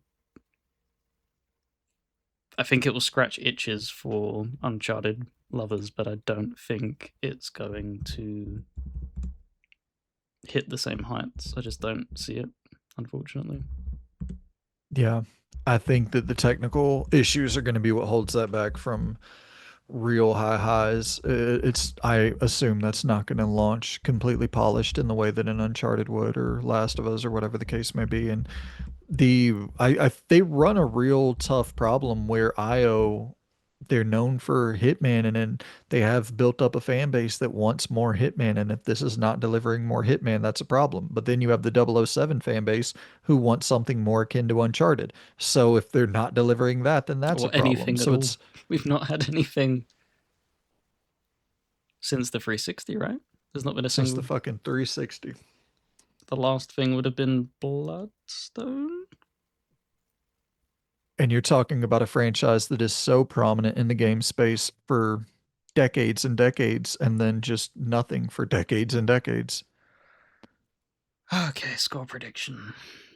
So I did look, as you did, at what you did for Forza. Skywalker Saga coming in at 82 on OpenCritic. This feels like it's going to be a better product, in my opinion. On top of it being, because it's heavily inspired by the Arkham stuff, right, with the combat, Yep. by the looks of it, which is just always a winning formula. That's always going to be more enjoyable if it's more polished in that sense. You're not going to probably have, you know, having to think about ranged weaponry like you did in Star Wars. I think it's 85 is probably going to be an Yeah. easy little lock because obviously it's within 1 point. So I could see it going 84. I could see it being an 86 or an 85. I could see just mid range eights. I'd be very, very surprised if it came in lower than the Skywalker Saga. That would be baffling. Yeah, I completely agree. But I I don't think think the it's going to be only, pushing into the nines. no, I think the only other option here at all, I don't even think 007 is the other option. I think mixtape would have been the only other pick here in terms of scoring in that range. And I don't know, it seems that coverage of it has kind of died out and hasn't been really promoted heavily. So I'm starting to get a little bit worried if it's not going to deliver either. So I think you had to go with Lego Batman there. Yeah, and also being burned by Mouse PI. The underachiever. How dare you? You should have we should have marketed more cheese, I claim. You should have bought some cheese warehouses and gone full blown on it. Just throw people cheese on the street with it pressed into it. But we didn't think that far ahead. Right, did you want to use any of your power ups? It's I gonna be don't a even really know what tough they are, month, if you I'm know, being Batman's honest. real big here. What exactly are my power ups? I'm sorry. So your power ups are one power up is stands, please stand up. So your fan base becomes insufferable and defends, making the game their identity, and you get to double your point score. So this would be if I use this, my prediction, if correct, is doubled. Yes. And what's the other power ups that I have available? Um, one debuff, send the grifters. It'll be removing 5 points. From your score, Yes. like from whatever So the it would, now that we've even introduced the prediction thing, obviously that would completely heavily oh, skew the prediction as well, because that'd be ripping points off of that. I like that. And then I only get these for the entire year, Yeah, we only get correct? one. That's why you have to be very careful when you use it. Yeah, no, I'm good. I'm good right now. Definitely not yet.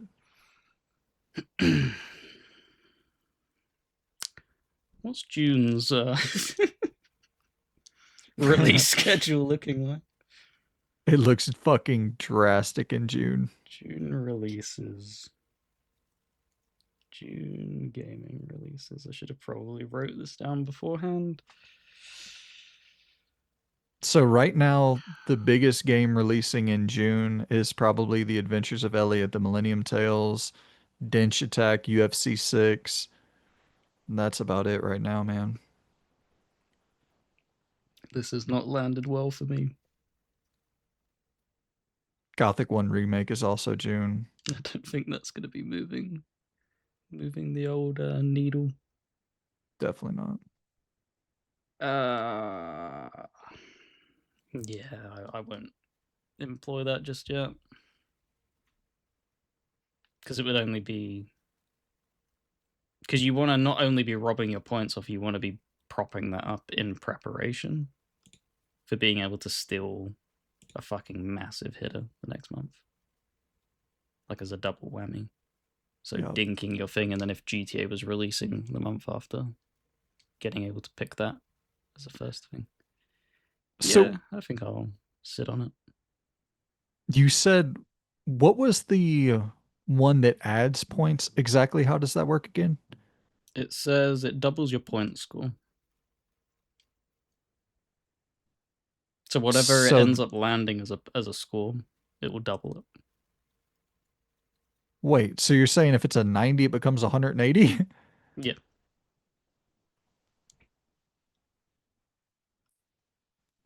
I believe so.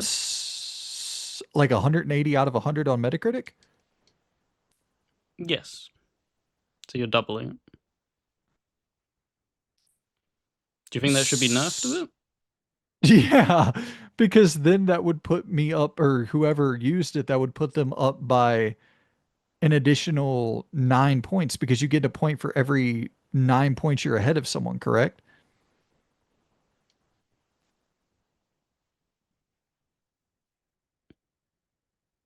Oh no. My bad. My bad. It's whatever you landed as your point score. So your 89 would become instead of 3 points, 6 points. My bad. Got you. Okay, I got you. That makes sense.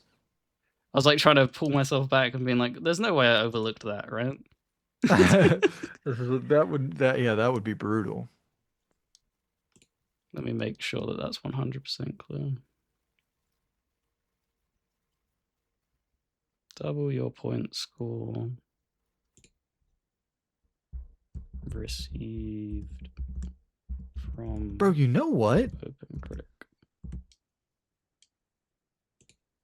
I actually I'm gonna double my fucking points. Can I do that still? Yep. I don't think I have another game all year that is more likely to get me a 9 than Forza. So if Forza comes in at a 9, I get 4 points, and then that'll be doubled to make it 8, correct? No, because 90 on Metacritic's 5 points, so you get 10. So I'd get 10. Yeah, fuck yeah. Absolutely. Let's run that for Forza. I'm trying to run a blowout here. I don't want no fucking close games. uh, Because like I power. don't know if I'll be able to get Grand Theft Auto in November. If you beat me in October, you That's get the thing, isn't GTA. it? It's do you want this to be a? It's like when you're playing like Resident Evil, sitting on your Magnum ammo, and then you get to the end of the Right. credits, and it's like, oh yeah, I'm gonna double December's pick then. I mean, honestly, Loon, other than GTA 6, can you think of another game that's going to No, release this year no, that and is that's going to what get a I'm like. 90? I was hoping that Saros would have been a few points lower, and Mouse PI would have held its indie acclaim a little bit higher. It was a calculated risk that did not pay off. Yeah, dude, I think Forza's the only one. I don't think Wolverine's going to get a 90. I don't think Phantom Blade Zero is going to get a 90. I don't think Dawn Walker's going to get an 80. Um, you know, Tokon Fighting Souls, maybe. Beast of Reincarnation, no.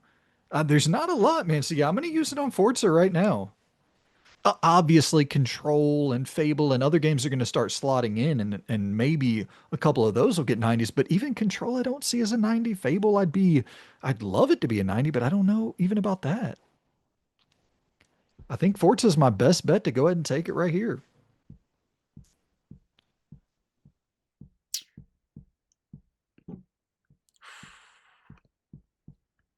The temptation to use the debuff to cancel it out or heavily impact its thing, but mm, no. I'll continue to play risky. That'll be it. We'll lock that in. That is May. So I've gone with Lego Batman, Legacy of the Dark Knight, scoring prediction of an 85. You have gone Forza Horizon 6, predicting it scoring 90, and also using the power up. So Shit, yeah. you're I love probably that. probably gonna run rampant with that. But yeah.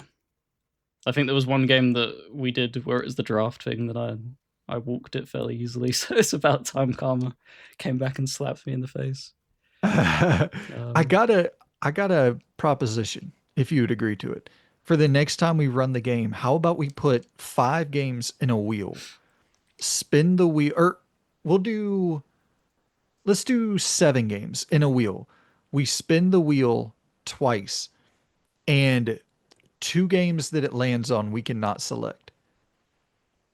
See, I thought about that as like a random event thing because it would mimic getting like delayed Right, as a game exactly. does, and I did think about that. I like that idea because it definitely does spice things up.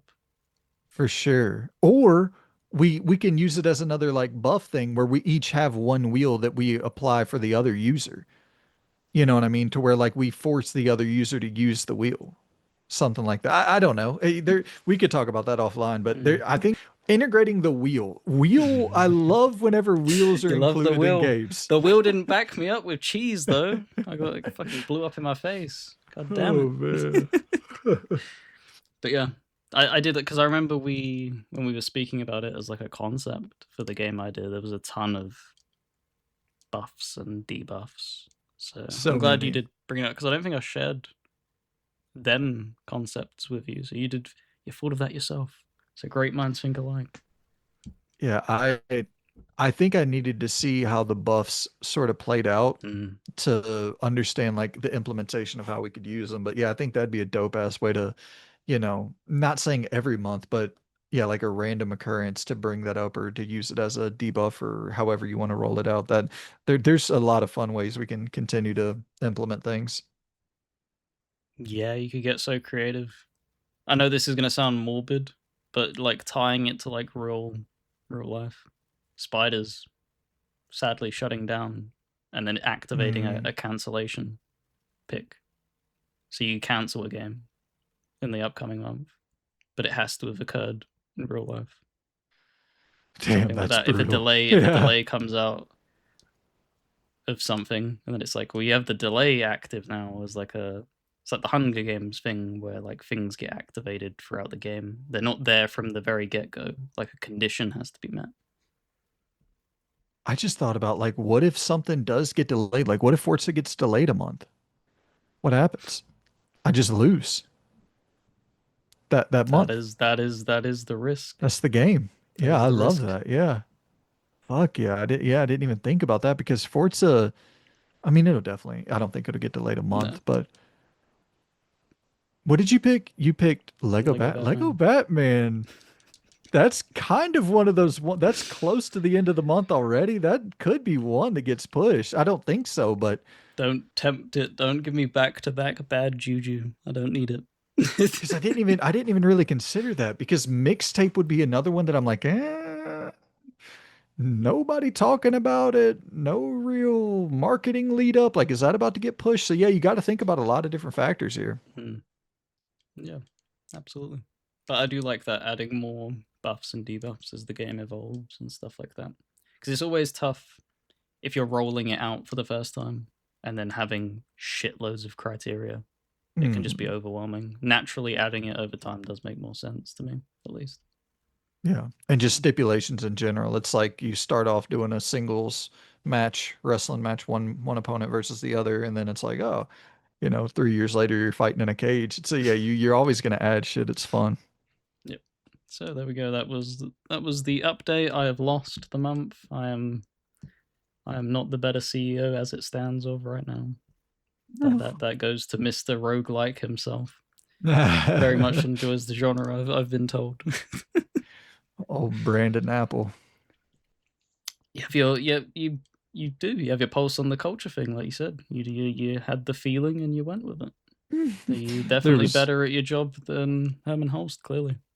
that was So a no-brainer. Soros was a fucking lock, man. But it's dude, yeah, fucking speaking of Apple, it's crazy that we talked about this last month of the dude who is from where I'm from. He was the CEO of Apple and then he stepped down. This month he stepped down, like right after we talked about it. It's like, mm, well, fucking A. Uh, I guess now I am gonna have to take over Apple. I got to do the hometown proud and go in there and represent. We can't be having outsiders coming and running Apple. Oh, you knock on his door, be like, "See, I know what I'm talking about. I won the first round of this draft thing. Jeez, hire me up. Give me that like $500 million bonus that you guys get every year, Jesus, man. so I can God, I fund my own wish. GTA 7." Bro, if I had, oh my God. I think about it every time I almost get hit in a car accident. I'm like, shit, I shouldn't have swerved. I should have got that fucking law.